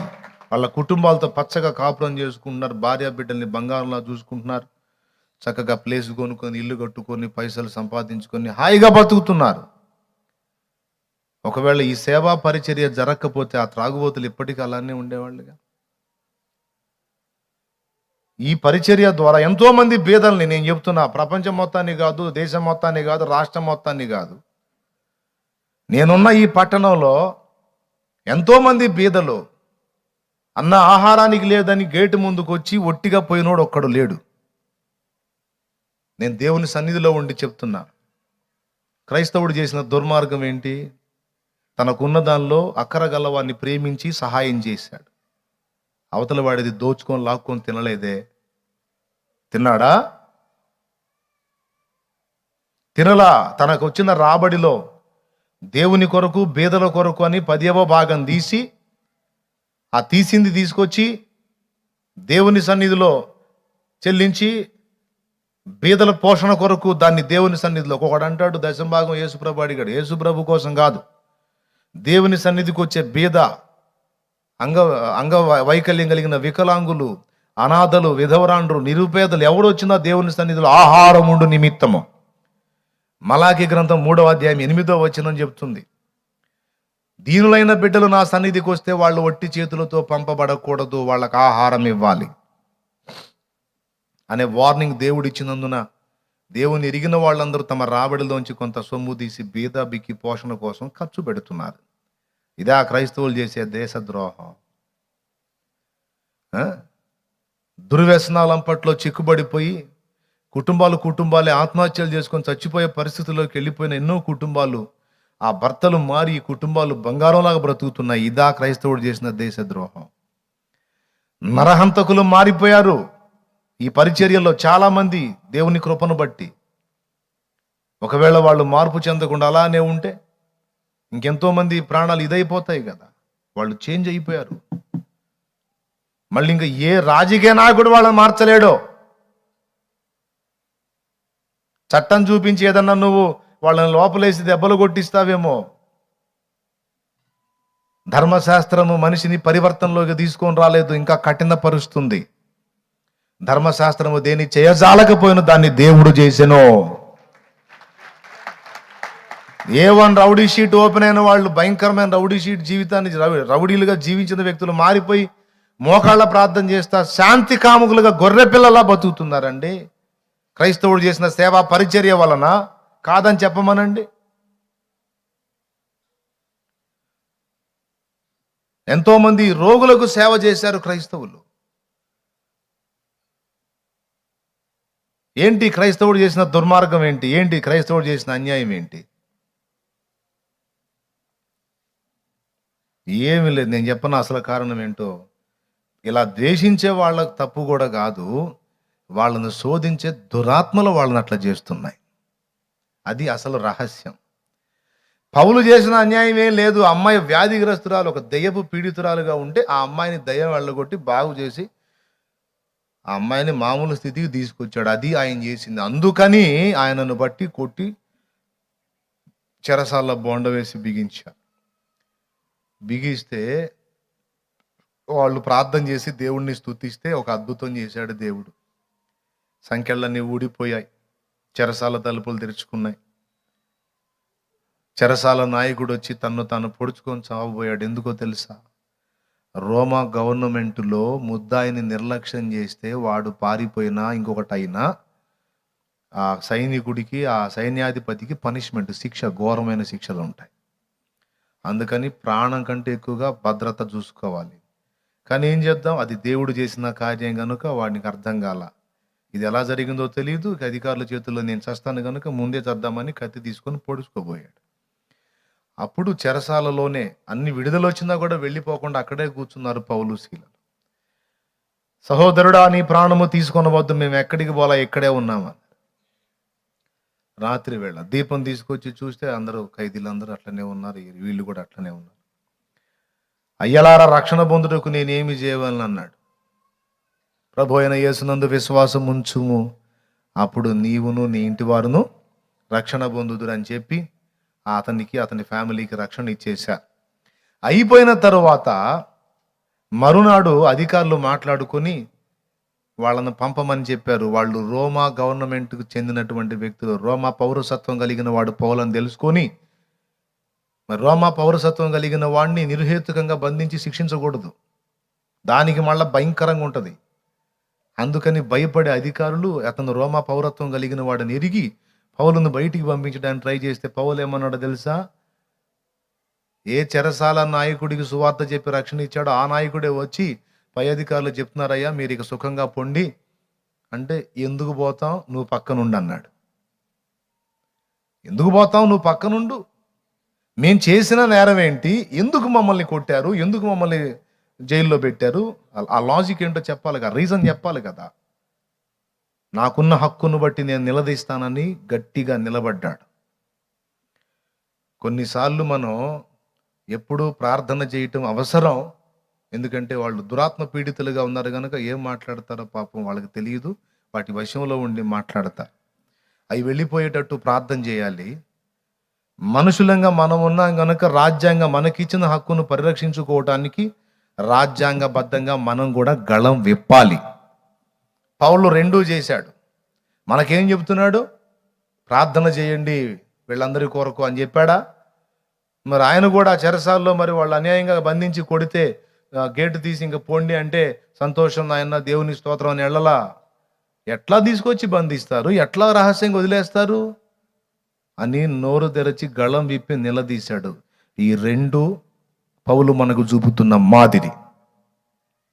నోరు తెరిచి మాట్లాడాలి అవసరం అయితే. నీ దగ్గర ఇంకా ఆధారాలు, నిరూపణలు ఇంకా ఏమైనా ఉంటే ఇంకా బాగా. ఇప్పుడు నేను కొన్ని విషయాలు చెప్పా, ఇంకా మంచి మంచి విషయాలు మాట్లాడే వాళ్ళు ఉన్నారు నా పెద్ద అన్నయ్యలు. మరి అన్నయ్యలు ఎందుకనో నోళ్ళు తెరవట్లా. మస్తు జ్ఞానవంతులు, వాళ్ళు నోళ్ళు తెరవాలా, మాట్లాడాలా, అందరికీ కొంచెం కనువిప్పు కలగాల, ఆలోచన కలగాల. నోరు మూసుకొని తలంచుకొని వెళ్ళిపోతుంటే ఎవడు కూడా అందరూ వచ్చి మీదపడి తన్నబోయే పరిస్థితి వచ్చింది. ఇది ఎలా న్యాయం, ఏంది, ఏ ఏ ప్రకారం మీరు ఎలా చేస్తున్నారని గళం విప్పనందుకేగా ప్రతి ఒక్కడు వచ్చి ఉరి ఉరి మంగళం మీద పడ్డట్టు ప్రతి ఒక్కడు వచ్చి క్రైస్తవుడి మీద పడుతున్నాడు ప్రతిదానికి. ఎందుకంటే నోరు తెరవడు కాబట్టి. గళం విప్పాలి. మనుషుల ముందు కూడా అవసరమైతే నోరు తెరిచి మాట్లాడాలి. అలాగే ఆ మనుషులకు పట్టిన దయాలు వదిలిపోవడానికి దేవుని ముందు నోరు తెరవాలి. ఇది అంశం. దేవునికి స్తోత్రం కలుగునుగాక. హల్లెలూయా. చెప్పు గట్టిగా, స్తోత్రం చెప్పు. మనకివ్వబడిన స్వేచ్ఛను కాపాడుకోవటానికి మనుషుల ముందు గళం విప్పాలి అవసరమైతే. అలాగే వాళ్లకు పట్టినటువంటి తుప్పు వదిలిపోయేటట్టు దేవుని ముందు మోకాళ్ళుని, దేవా వాళ్ళ కళ్ళు తెరు, వాళ్ళని ఆవరించిన దురాత్మలను వెళ్ళగొట్టున్నాయనని వాళ్ళ కోసం విజ్ఞాపన, ప్రార్థన, యాచన, కృతజ్ఞతాస్తుతులు చెల్లించాలి. లేకపోతే ఏం చేస్తారో తెలుసా? నీ భక్తి నిన్ను ప్రశాంతంగా చేసుకోనీరు. ఎందుకంటే వాళ్ళనే వాడుకుంటాయి దురాత్మలు. నీ భక్తి నిన్ను చేసుకోనీరు. నీ గౌరవనీయతని వాళ్ళు లక్ష్య పెట్టరు. అసలు నువ్వు ఒక మనిషి లెక్కలోనే వాళ్ళు చూడరు. మహా దుర్మార్గంగా ఆలోచిస్తారు. పాపం వాళ్ళు కాదు, వాళ్ళలో ఉన్న దురాత్మలు అట్లా. కాబట్టి దేవుని బిడ్డలారా, మీ అందరికి కూడా మళ్ళీ ఒక్కసారి దేవుని ప్రేమను బట్టి బ్రతిమాలి చెప్తున్నాను. సమయం ఆసన్నమైంది. మనం జాగ్రత్తగా నోళ్ళు తెరవాలి. అయితే విరుద్ధ వ్యాఖ్యలు చేయకూడదు, దూషణ చేయకూడదు, రాజ్యాంగ వ్యతిరేకమైన మాటలు ఒక్కటి కూడా మాట్లాడకూడదు. మనకున్న హక్కు విషయంలో నోరు తెరవాలి. మనకు జరుగుతున్న అన్యాయం విషయంలో నోరు తెరవాలి.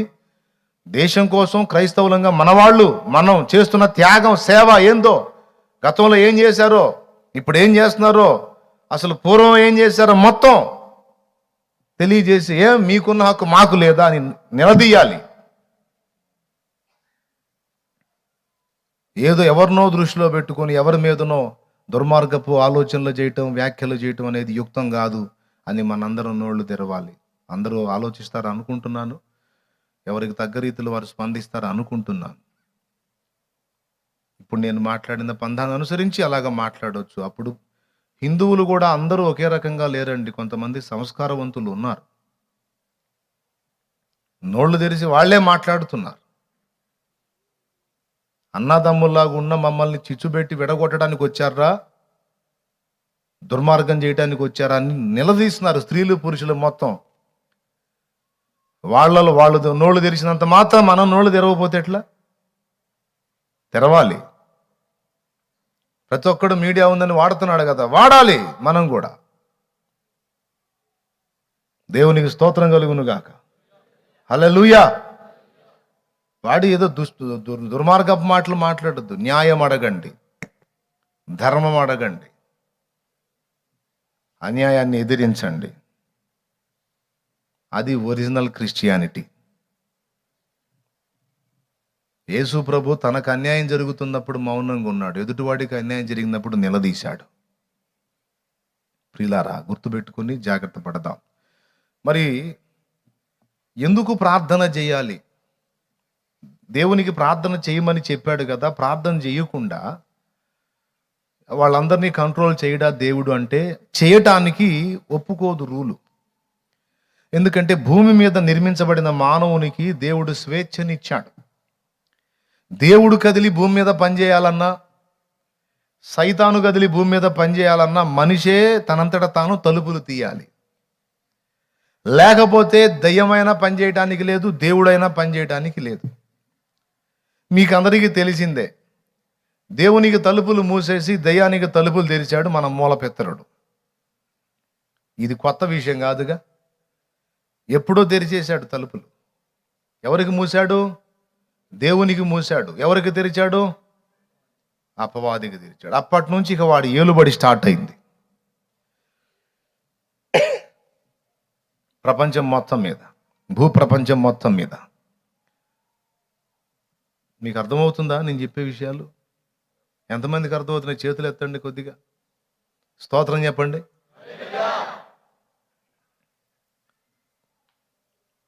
దేవుడు పని చేయాలన్నా, సైతాను పని చేయాలన్నా ఎవడు తలుపులు తెరవాలి? ఎందుకంటే మనుషునికే ఆ అధికారం ఇవ్వబడింది. మీరు గమనించండి, తలుపు నొద్ద నిలుచుండి తట్టుచున్నాను, ఎవడైనా నా స్వరము విని తలుపు తీసిన ఎడల నేను లోపలికి వస్తానని యేసయ్య అన్నాడు.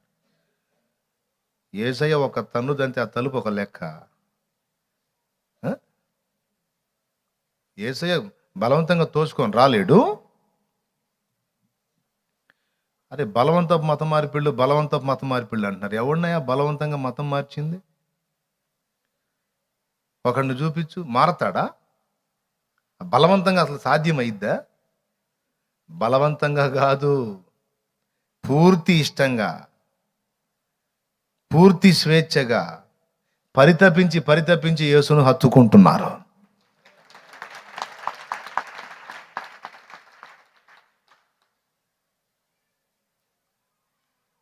యేసయ్య తలుపు నొద్ద నిలుచుండి తట్టుచున్నాను అన్నాడు. తట్టేది ఎందుకు? ఒక తన్నుదంతి తలుపు ఊడిపోతుంది. యేసయ్య దంతి ఉంటుంది, అది వెళ్ళిపోవచ్చు లోపలికి, వెళ్ళటానికి లేదు అట్లా. ఎందుకంటే నీకు స్వేచ్ఛనిచ్చాడు. ఇప్పుడు ఒక చిన్న మాట చెప్తానమ్మా. ఈరోజు ఇక్కడికి వచ్చావు నువ్వు, ఇందరు వచ్చారు, ఇక్కడికి రావచ్చు లేదా ఏ సినిమా హాల్కో పోవచ్చు. నేను ఎవరు ఆపుతారు? ఎవరు ఆపుతారా? కానీ నువ్వు ఏదో వేరే కార్యకలాపాల్లోకి వెళ్ళిపోవచ్చు, కానీ ఆ స్వేచ్ఛ ఉంది. ఆయన దాన్ని పక్కన పెట్టేసి దేవుని సన్నిధి పరిగెత్తావు అంటే ఇది స్వేచ్ఛాయుత ఆరాధన, స్వేచ్ఛాయుత ప్రేమ. దేవుని ప్రేమించే వచ్చావు నువ్వు ఇక్కడికి స్వేచ్ఛగా, ఎవరి బలవంతం లేదు. ఇట్లాగా దేవుని దగ్గరకు వచ్చిన, దయ్యానికి స్థలం ఇచ్చిన మనిషి స్పందించాలి. మనిషి సైతానుకు ఛాన్స్ ఇవ్వకపోతే వాడు నిన్ను దాడి చేయడం కుదరదు. దేవుడైనా సైతానైనా, వినండి బాగా, డైరెక్ట్గా మన లోపలికి ప్రవేశించడానికి కుదరదు, కానీ మన వెలపట ఉండి మనకు ప్రేరణ కలుగజేసే ఛాన్స్ అయితే ఉంది. బాగా వినాలి. ఏదో దేశం కోసం చెబుతున్నాడు అనవాకండి, ఆ సెక్షన్ వదిలేసాయి. ఇక ఆధ్యాత్మిక విషయంలోకి వచ్చా, ఇది పోగొట్టుకుంది, అది మైండ్లో పెట్టుకొని, అది తర్వాత గుర్తుపెట్టుకోండి. స్పందించాల్సిన రీతిలో స్పందించండి, న్యాయం అడగండి, తప్పు లేదు. అందరూ కలిసి ఒకసారి స్తోత్రం చెప్పండి. దేవుడైనా సైతానైనా డైరెక్ట్గా మన లోపలికి ప్రవేశించడానికి లేదు. మరి ఇద్దరు వెలపట ఉండి ఒకటి చేయొచ్చు, ఏంటంటే ప్రేరణ కలుగజేస్తారు. ఇప్పుడు ఇంటికాడ ఉన్నప్పుడు నీకు అదే జరిగింది. ఇంటికాడ ఉన్నప్పుడు అదే జరిగింది. కార్తీక దీపం సీరియల్ ఎప్పుడు వచ్చింది? మామూలుగా సాయంత్రం వచ్చిద్దా, పగలు వచ్చిద్దా? సాయంత్రం వచ్చిద్దా?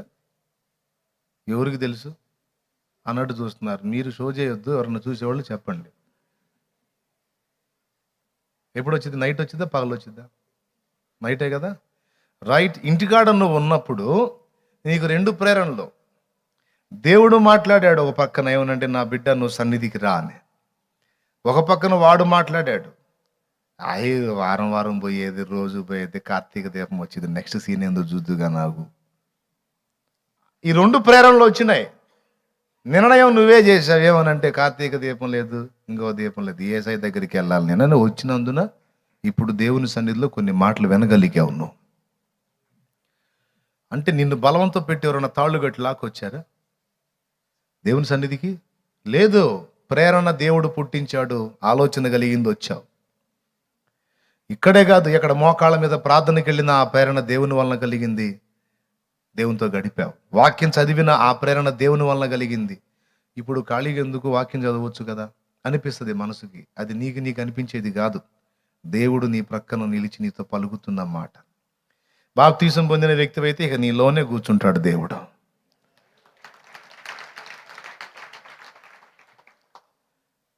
సాతాను కూడా అంతే, వెలపటుండి శోధిస్తాడు, ప్రేరేపిస్తాడు. ప్రేరణకు లొంగితే అప్పుడు ఎంటర్ అవుతాడు లోపలికి. బార్ షాపుల నుండి బాయటలు ఎగిరి రోడ్డు మీద పోయేవాడి చేతిలో పడదు. పడిద్దా? తాగుబోతులకి ఎంత ఇష్టం, అట్ట పడితే ఇక మామూలుగా ఉంటుందన్నా.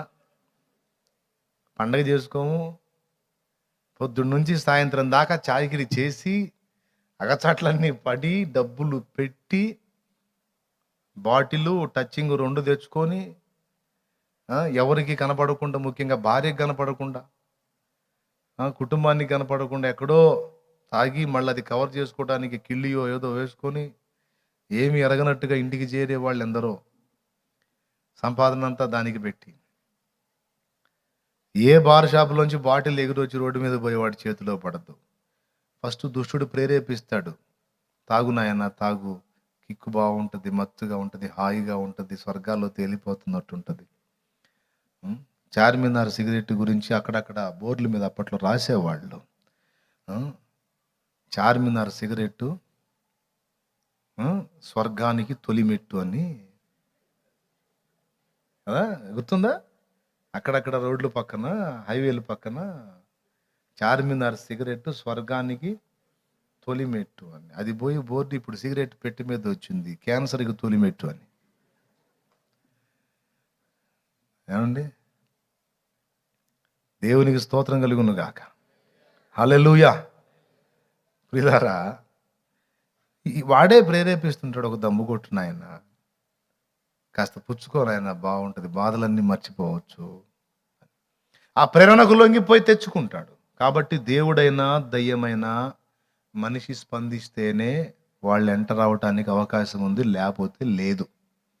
ఎందుకంటే భూమి మీద ప్రప్రథమ అధికారి, భూమి మీద మానవుడు. అర్థమైందా? ఏలిక ఎవరో తెలుసా? ఆది కాండము ఆ మొదటి అధ్యాయము ఆ చివరి వచనాలు ఒకసారి మీరు చూస్తే చూడండి, 30వ వచనం ఒకసారి చూడండి. భూమి మీద నుండి జంతువులన్నిటికీ, ఆకాశ పక్షులన్నిటికీ, భూమి మీద ప్రాకు సమస్త జీవులకును, పచ్చని చెట్లన్నీ ఆహారము. 29వ వచనం చదువు. దేవుడు ఇదిగో భూమి మీద ఉన్న విత్తనములిచ్చు ప్రతి చెట్టును. ఇంకా ముందుకు చదువు, 28 చదువు.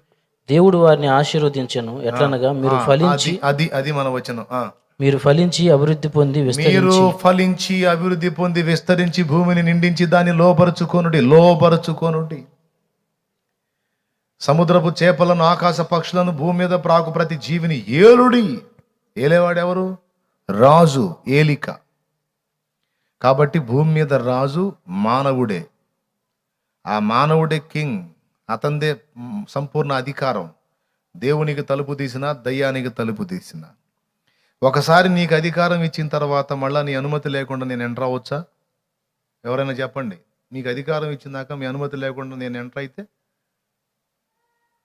రైట్ కాదు అది. దేవుడు కూడా అంతే, మనకి అధికారం ఇచ్చేశాడు. ఇచ్చిందాక ఆయన ఏం చెప్తాడంటే, మీరు కోరితేనే నేను స్పందించగలుగుతాను, మీరు స్వాగతించకుండా నేను రావతి కాదు.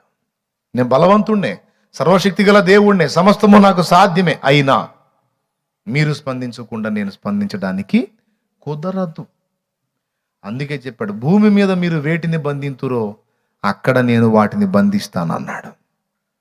దీన్ని బట్టి మీరు గుర్తించాలి, పరలోకం భూమిని ప్రభావితం చేయటం కాదు, భూమే పరలోకాన్ని ప్రభావితం చేస్తుంది అనే రహస్యాన్ని గుర్తెరగాలి. అర్థమైందా? భూమి మీద జరిగేటువంటి కార్యాన్ని బట్టే పరలోకం స్పందిస్తుంది, అక్కడ జరిగేటువంటి దాన్ని బట్టి ఇక్కడ స్పందించటం కాదు. కాబట్టి ఇప్పుడు మనం చేసేటువంటి ప్రార్థన, విజ్ఞాపన, యాచన, కృతజ్ఞతా స్తుతులు అనేవి భూమి మీదకి దేవుణ్ణి స్వాగతించి, దేవా, బలవంతుడవైన దేవా నీవు రా, భూమి మీద ఉన్న పరిస్థితులు చక్కబెట్టు, పరలోక రాజ్యం ఎలాగున్నదో, నీ రాజ్యం ఎలాగున్నదో అలాగున ఈ లోక రాజ్యములోని పరిస్థితులను మార్చు, ఈ భూలోక రాజ్యమును నీ రాజ్యముగా చేయి నాయన, నీ రాజ్యము మాకు రావాలి. మనం ఎంత ప్రార్థన చేసినా ఈ భూమండలం మొత్తం, ఇందులో ఉన్న ప్రజలందరూ దేవుని రాజ్యం కారు. ఆ సంగతి దేవుడికి తెలుసు, మనకు కూడా తెలుసు. ఇప్పుడు అంతటా అందరూ రక్షింపబడవలెనని ఆయన ఇచ్చయించుచున్నాడు. అందరూ రక్షింపబడాలనే కోరిక, కానీ అందరూ రక్షింపబడరని తెలుసు ఆయనకి. అలాగే భూమి మొత్తం కూడా దేవుని రాజ్యంగా మారిపోవాలనేది మన కోరిక, కానీ అది అలాగూ కాదు కనుకనే భూమి మీద దేవుని రాజ్యం సపరేట్, అదే సంఘము. భూమి మీద ఉన్న పరలోక రాజ్యము దేవుని సంఘమే. దేవునికి స్తోత్రం చెప్తారా గట్టిగా? హల్లెలూయా. ఎందుకంటే భూమి మీద ఉన్నటువంటి ఇతర మనుషుల మీద లోక సంబంధమైన ప్రభుత్వం పనిచేస్తే ఒక దేవుని బిడ్డ మీద మాత్రమే దేవుని గవర్నమెంట్ పనిచేస్తుంది. అర్థమైందా? అది మనం కోరవచ్చు దేవుణ్ణి. ఎందు నిమిత్తమో తెలుసా?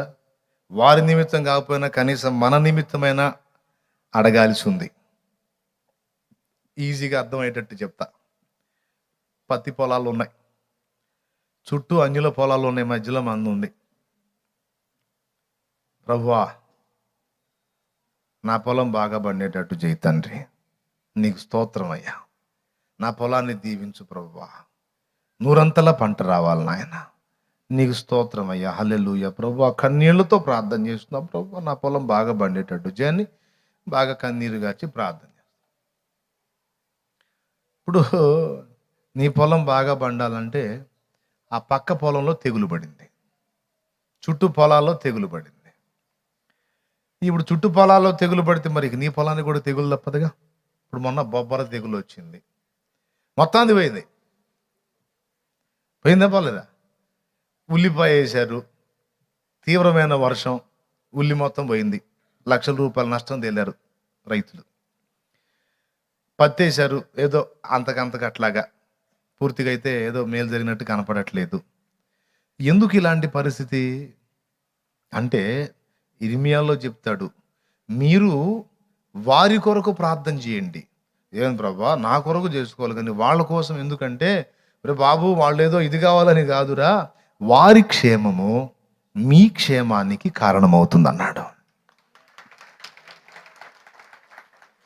దేవునికి స్తోత్రం చెప్దామా? ఎవరి క్షేమం ఎవరి క్షేమానికి కారణమవుతుంది?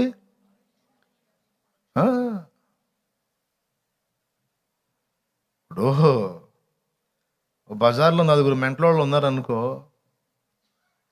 ముందు బజార్ సంగతి ఏమో కానీ మనకు మనశ్శాంతి ఉండదు. ఈ 4 మెంట్లోళ్ళు ఎప్పుడు ఎవడు ఎదురొస్తాడో, ఏ రాయి తీసుకొని వేస్తాడు, టెన్షనేగా మనకి. అర్థం కాలేదా? కాబట్టి ఇప్పుడు మన రోడ్డు మీద బజార్లో తిరిగి క్షేమంగా పోయి క్షేమంగా రావాలంటే ముందు మన బజార్లో మెంటలోళ్ళు ఉండకుండా ప్రార్థన చేయాలి. ప్రభా, ఎవడికి మెంటలెక్కకుండా కాపాడు తండ్రి. అదే వాళ్ళ కోసం ఎందుకు చేస్తావురా?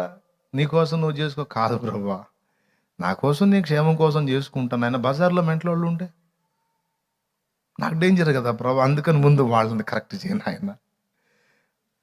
2 విధాల ఉపయోగం. అలాగూ ప్రార్థించుట ద్వారా మొదటి లాభం, పొరుగువాన్ని ప్రేమించు అన్న మాట నెరవేరుద్ది. వాడు అన్యుడైనా, క్రైస్తవుడైనా, క్రైస్తవేతరుడైనా, ఏ మతానికి చెందినోడైనా, ఇందాక స్టార్టింగ్లో పాడాం పాట ఏమని? దేవా దర్శించు మా దేశం అని. దేశం అంటే అంత క్రైస్తవులే ఉన్నారా? అన్ని మతాలు ఉన్నారు. అందరినీ దీవించమని చేసి, దీవించు మా తండ్రి మా భారతదేశాన్ని, రక్షించు మా తండ్రి మా ప్రేమ సమాజాన్ని, నలిగిపోతున్న నా ప్రజను, నశించుచున్న ఆత్మలను, నలిగిపోతున్న నా ప్రజను, నశించుచున్న ఆత్మలను దీవించు మా తండ్రి మా భారతదేశాన్ని, రక్షించు మా తండ్రి మా ప్రేమ సమాజాన్ని. దీవించు మా తండ్రి మా భారతదేశం మొత్తాన్ని. ఈ మతం లేదు, ఆ మతం లేదు, హిందువులైనా మా వాళ్ళే, ముస్లింలైనా మా వాళ్ళే, బుద్ధిస్టులైనా మా వాళ్ళే, ఏమండి బుద్ధి లేని వాళ్ళైనా మా వాళ్ళే, ఎవరైనా మా భారతదేశంలో పుట్టి పెరిగినోడల్లా, భారతీయుడల్లా మా వాడే, మా సోదరుడు. అసలు ఇంకా ఒక రహస్యం, వాళ్ళ కళ్ళు వెలగట్లేదు కానీ భారతదేశ ప్రాచీన విశ్వాసమైన వేదము చెప్పిన ఆ అసలు ఆది సంభూతుడు యేసే అని మొత్తుకొని చెప్తున్నాను నేను కొన్ని సంవత్సరాలుగా. ఇప్పుడు నాయన పరాయి మతం కాదు, మీ తలకాయ కాదు. మీరేమో పురాణాల్లో ఉన్నదాన్ని విశ్వసిస్తున్నారు, నేనేమో వేదము చెప్పిన దాన్ని నమ్ముతున్నాను, అంతే తేడా. ఇప్పుడు రెండు మన పుస్తకాలే. నువ్వు పురాణాన్ని నమ్మావు, నేను వేదాన్ని నమ్మాను. ఎందుకంటే పురాణం కంటే వేదంలో చెప్పబడింది నాకు సహేతుకంగా అనిపించింది, విశ్వసనీయంగా అనిపించింది, నేను దాన్ని ఫాలో అవుతా. నీకు వచ్చిన ఇబ్బంది ఏమిటి? నీకు వచ్చిన బీమారి ఏమిటి? నీకు వచ్చిన బలహీనత ఏమిటి? నీకు వచ్చిన వ్యాధి ఏమిటని అడుగుతున్నాను నేను, అంతే, ఏం లేదు. ఎన్నోసార్లు రుజువు కూడా చూపించాను, నేను ప్రశ్నించాను, అడిగాను. మరి ఈ లక్షణాలు ఉన్న వ్యక్తి బైబిల్లో యేసు ప్రభు ఒక్కడే కనపడుతున్నాడు. మరి ఇక నేను అంతకుముందు ఫాలో అయినటువంటి గ్రంథాల్లో ఎవరిలో కూడా ఆ లక్షణాలు కనపడలేదు, అందుకు నేను యేసును విశ్వసించాను. ఇది కాదు ఇంకొకడంటే ఎవరో చూపించమని కొన్ని సంవత్సరాలుగా అడుగుతానే ఉన్నాను. నేను ఏదో రహస్యంగా ముసుగులో అడగలేదు.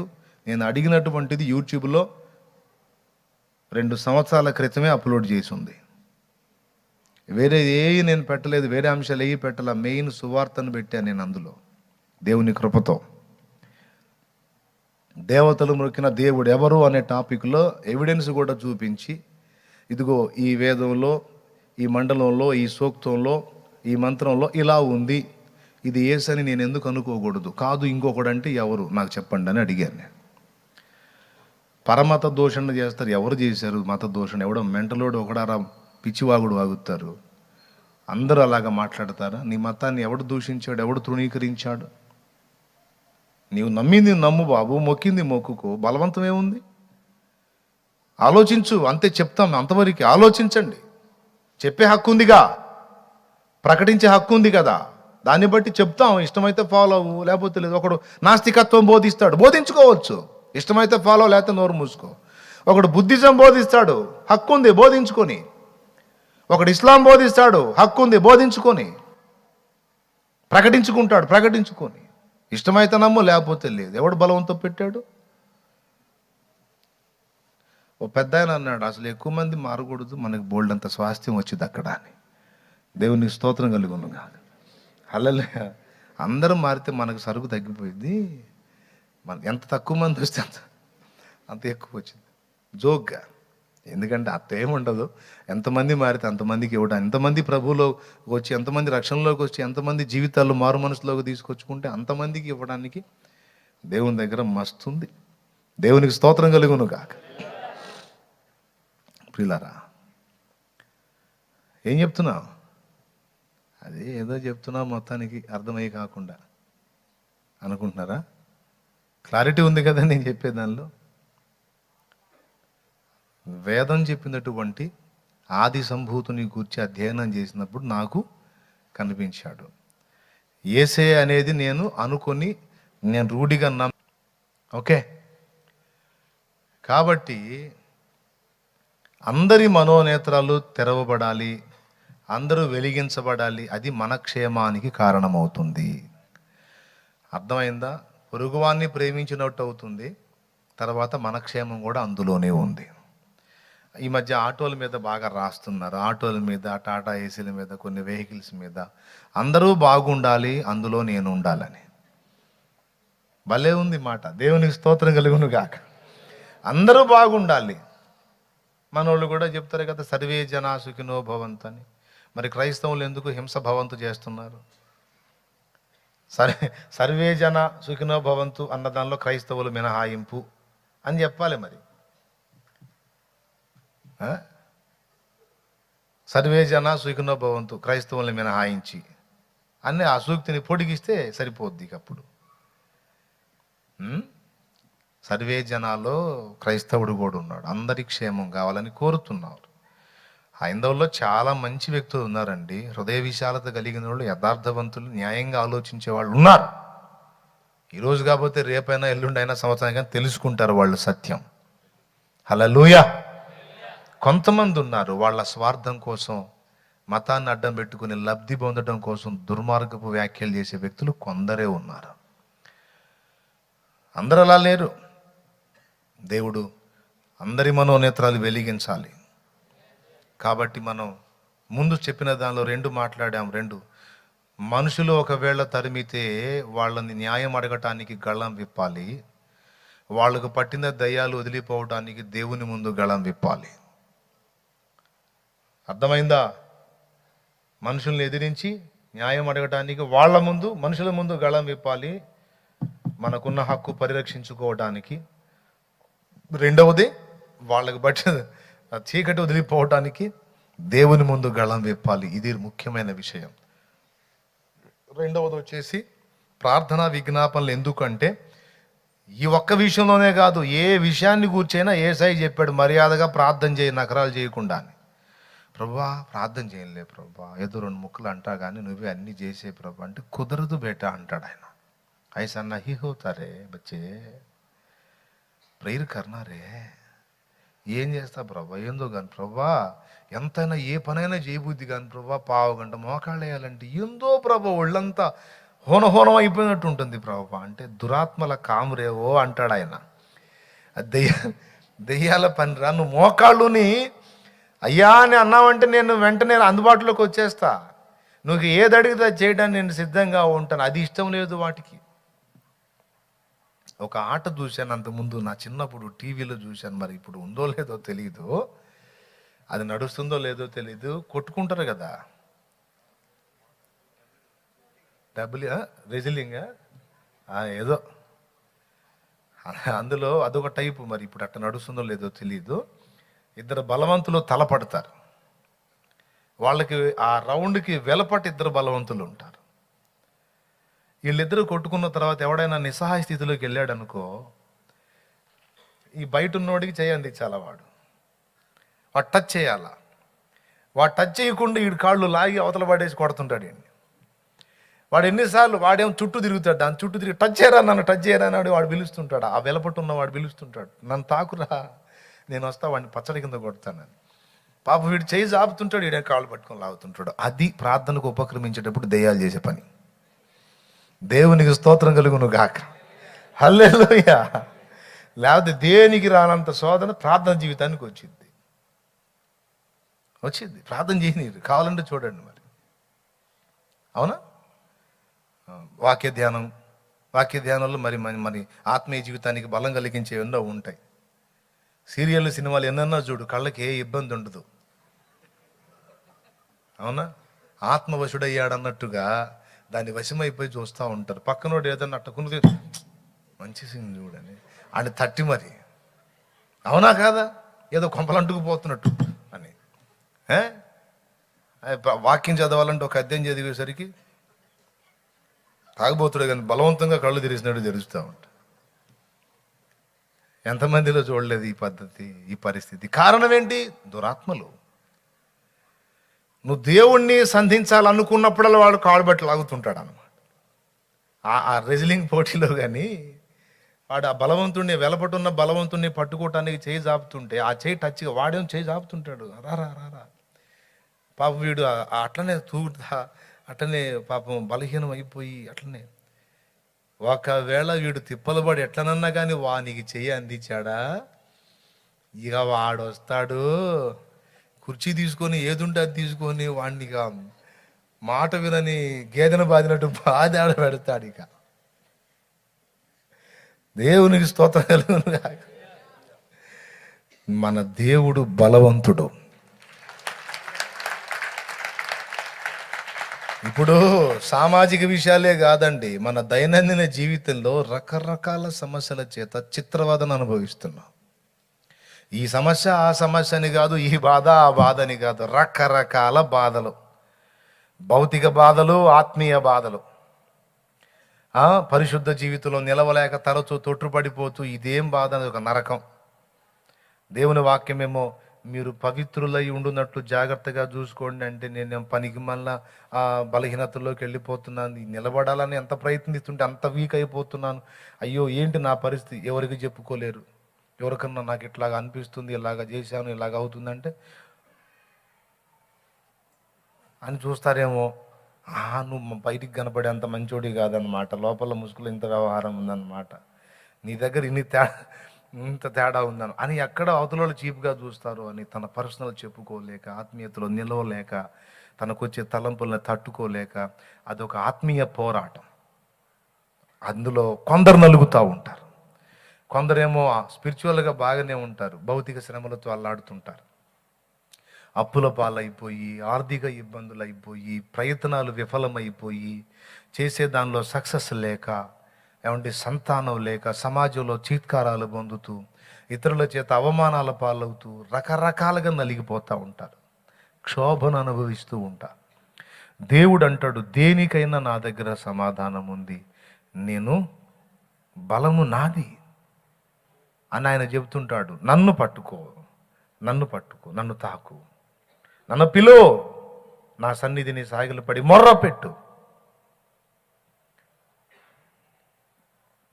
నువ్వు స్పందిస్తే అప్పుడు నేను రావటానికి అవకాశం ఉంటుంది. నువ్వు స్పందించకపోతే, నువ్వు స్పందించకపోయినా వచ్చాను అనుకో, వాడు అడ్డొస్తాడు. పిలవకుండానే వచ్చావేమయ్యా, అడగకుండానే ఇచ్చావేమయ్యా అని వాడు ఆర్గ్యూ చేస్తాడు. అందుకని నువ్వు నన్ను పిలవాలి, లేదా నీ పక్షంగా మరొకడన్నా పిలవాలి. నీ దగ్గర నుంచి విజ్ఞాపన రావాలి, లేదా నీ పక్షాన మరొకరి విజ్ఞాపన అయినా నాకు రావాలి. అప్పుడు నీదో లేదా నీ పక్షంగా మరొకరిదో ఆధారం చేసుకొని నేను వచ్చి నీ జీవితంలో కార్యం చేస్తాను. హల్లెలూయా. అట్లాగా మనం ఒకవేళ నెగ్లెక్ట్ చేస్తామేమో, మనం సరిగా స్పందించమేమో అని మన కోసం ఇద్దరు వ్యక్తులను విజ్ఞాపనకర్తలను పెట్టాడు తండ్రి. మొదటిది మనుష్య కుమారుడు, దేవమానవుడు. అర్థమైందా? క్రీస్తు యేసను నరుడు. దేవుడు ఒక్కడే, దేవునికిని నరులకును మధ్యవర్తియు ఒక్కడే, ఆయన క్రీస్తు యేసను నరుడు. చాలా విషయాలు ఒక్క మాట వినండి. చాలా విషయాలు నువ్వు ప్రార్థించకుండానే పొందుకున్నావు.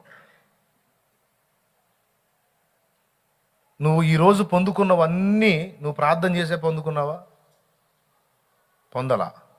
చాలా విషయాలు నువ్వు ప్రార్థన చేయనివి కూడా నీకు చాలా వచ్చినాయి. ఎలా వచ్చినాయో గుర్తించావు ఎప్పుడన్నా? నీకోసం మరో మానవుడు ప్రార్థన చేశాడు. ఎక్కడ చేశాడో తెలుసా ప్రార్థన? భూమి మీద కాదు, డైరెక్ట్గా తండ్రి సింహాసనం ముందే చేశాడు. రోమాపత్రిక 8వ అధ్యాయం 34 మస్తు సార్లు చూసుకున్నాం. తండ్రి కుడి పార్శ్వమున ఉండి మన పక్షమున విజ్ఞాపనము చేయువాడును ఆయనే. ఎవరాయన? క్రీస్తు యేసు అను నరుడు. తాను దేవుడై ఉండి మానవుల నిమిత్తం, మనందరి నిమిత్తము మానవుడుగా భూమి మీద జన్మించినటువంటి ఈ మనుష్య కుమారుడే అందరి పాపముల కొరకు ప్రాయశ్చిత్తముగా రక్తము చిందించి సమాధి చేయబడి 3వ నాడు తిరిగి లేచి మహిమతో ఆరోహణమై తండ్రి కుడి పార్శ్వమందు ఆసీనుడై ఉన్నాడు. ఇప్పుడు యేసు దేవుడే కాదు మానవుడు కూడా, మానవుడే కాదు దేవుడు కూడా, రెండు ఆయనే. దేవునికి స్తోత్రం, హల్లెలూయా. ఇప్పుడు యేసయ్య విజ్ఞాపన మనుషుల పక్షంగా ఒక మనిషిగా చెల్లిద్ది. ఇది రహస్యం. చాలా వరకు ఎన్నోసార్లు నువ్వు శోధింపబడి విశ్వాస విషయంలో బలహీనుడు అయిపోతున్న టైంలో కూడా తిరిగి ఎలా రెక్టిఫై అయ్యావో నీకే తెలియదు, మళ్ళా పుంజుకున్నావు భక్తిలో. రహస్యం ఏంటో తెలుసా? నువ్వు ప్రార్థన చేయలేదు, కానీ నువ్వు సెట్ అయ్యావు మళ్ళా. ఎలాగంటే నీ కొరకు పరిశుద్ధులు ఎవరో ప్రార్థన చేసి ఉండాలి, లేదా ఎవరో చేయకపోయినా యేసయ్య నీ కోసం విజ్ఞాపన చేసి ఉండాలి. భూమి మీద ఉన్నప్పుడే లూకాసు వార్త 22వ అధ్యాయంలో చెప్పాడు, సీమోనా సీమోనా, సాతాను మిమ్మును పట్టి గోధుమలను జల్లించుటకు కోరుకునేను గాని నీ నమ్మిక తప్పిపోకుండాన్నట్లు నేను నీ కొరకు వేడుకొంటిని అన్నాడు. ఆయన ప్రార్థన చేశానని చెప్పాడు, తండ్రికి విజ్ఞాపన చేశానని చెప్పాడు. నా ప్రియమైన దేవుని బిడ్డలారా, మనకు ఒక విజ్ఞాపనకర్త, ఒక నరుడే ఉన్నాడు, ప్రభు అయిన యేసుక్రీస్తు. రెండవ విజ్ఞాపనకర్త భూమి మీద ఉన్న ఆత్మ, పరిశుద్ధాత్మ. అదే రోమా పత్రిక, అదే 8వ అధ్యాయము 27వ వచనం నుంచి చదువు. మరియు హృదయములను పరిశోధించువాడు ఆత్మ యొక్క మనసు ఏదో ఎరుగును, ఎలయనగా ఆయన దేవుని చిత్త ప్రకారము పరిశుద్ధుల కొరకు విజ్ఞాపనము చేయుచున్నాడు. విజ్ఞాపనకర్తలు ఇద్దరు. ఒకడు భూమి మీద ఉండి మనలో ఉండి విజ్ఞాపన చేస్తున్న పరిశుద్ధాత్ముడు.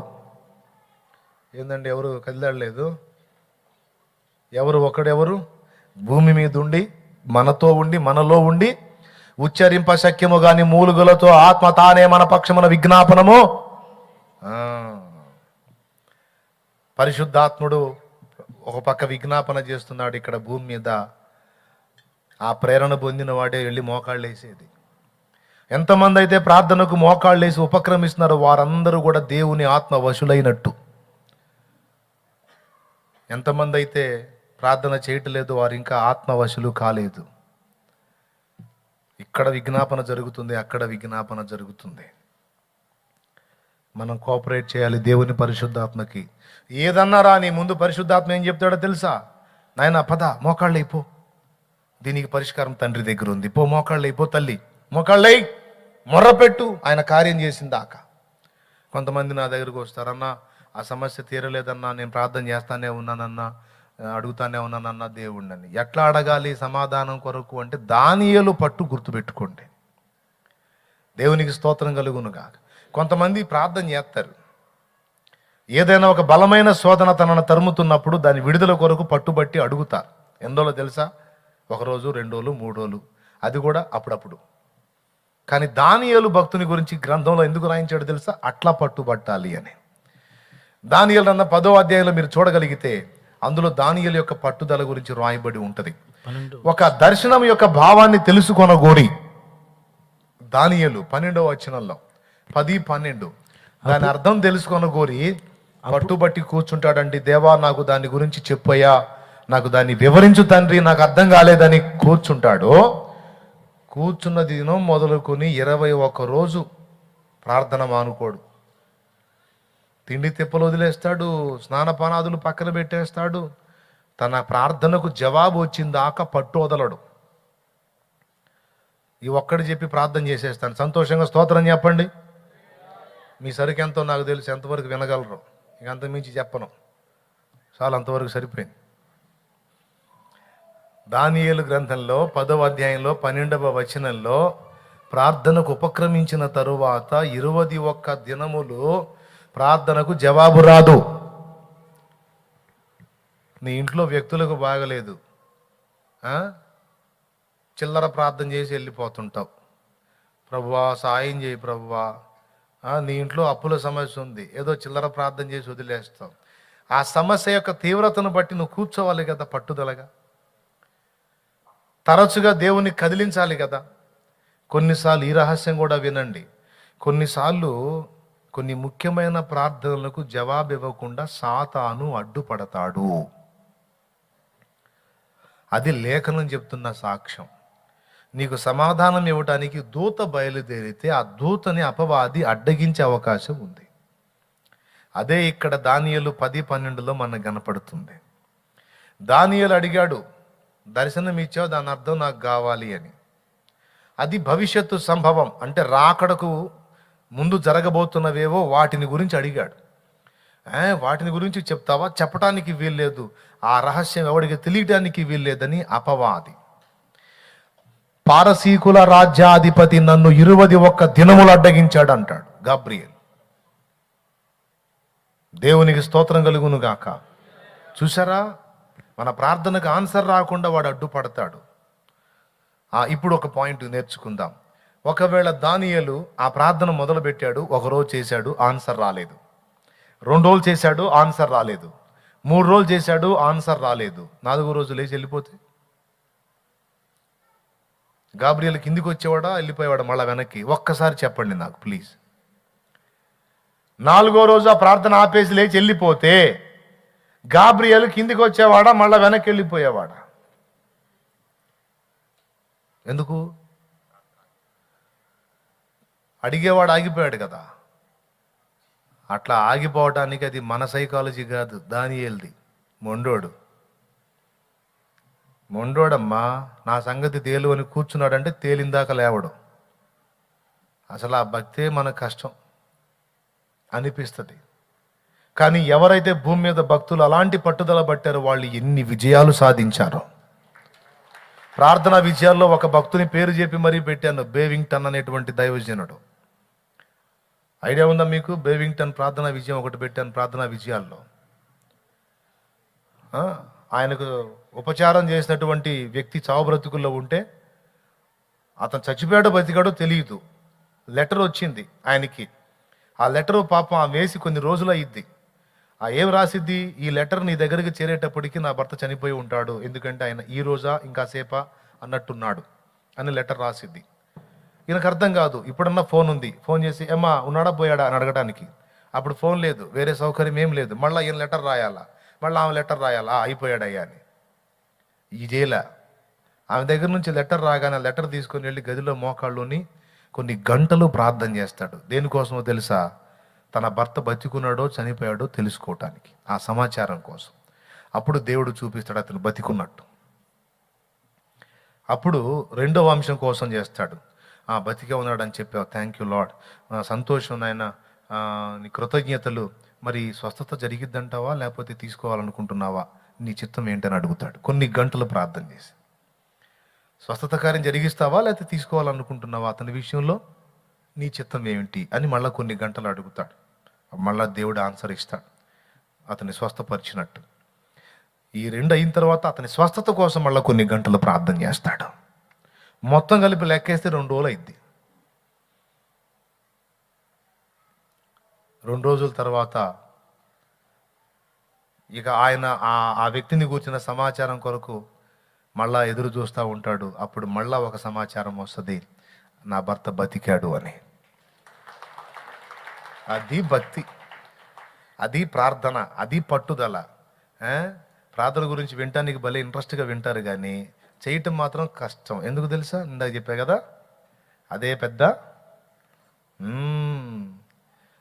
వాడు. చూడండి ఒక రహస్యం, ఇంకో కొత్త విషయం చెబుతాను మీకు. వాడు దానియేలు పట్టేందో వాడికి తెలుసు. అర్థమైందా? దానియేలు ఎంత డేంజరో తెలుసు వాడికి. వాడు అనుకున్నాడు, దానియేలుని కదిలించడానికి ప్రయత్నం చేసి విఫలం అవటం కంటే గాబ్రియేల్ని అడ్డుకోవటమే ఈజీ అనుకున్నాడు వాడు. దేవునికి స్తోత్రం కలుగును గాక.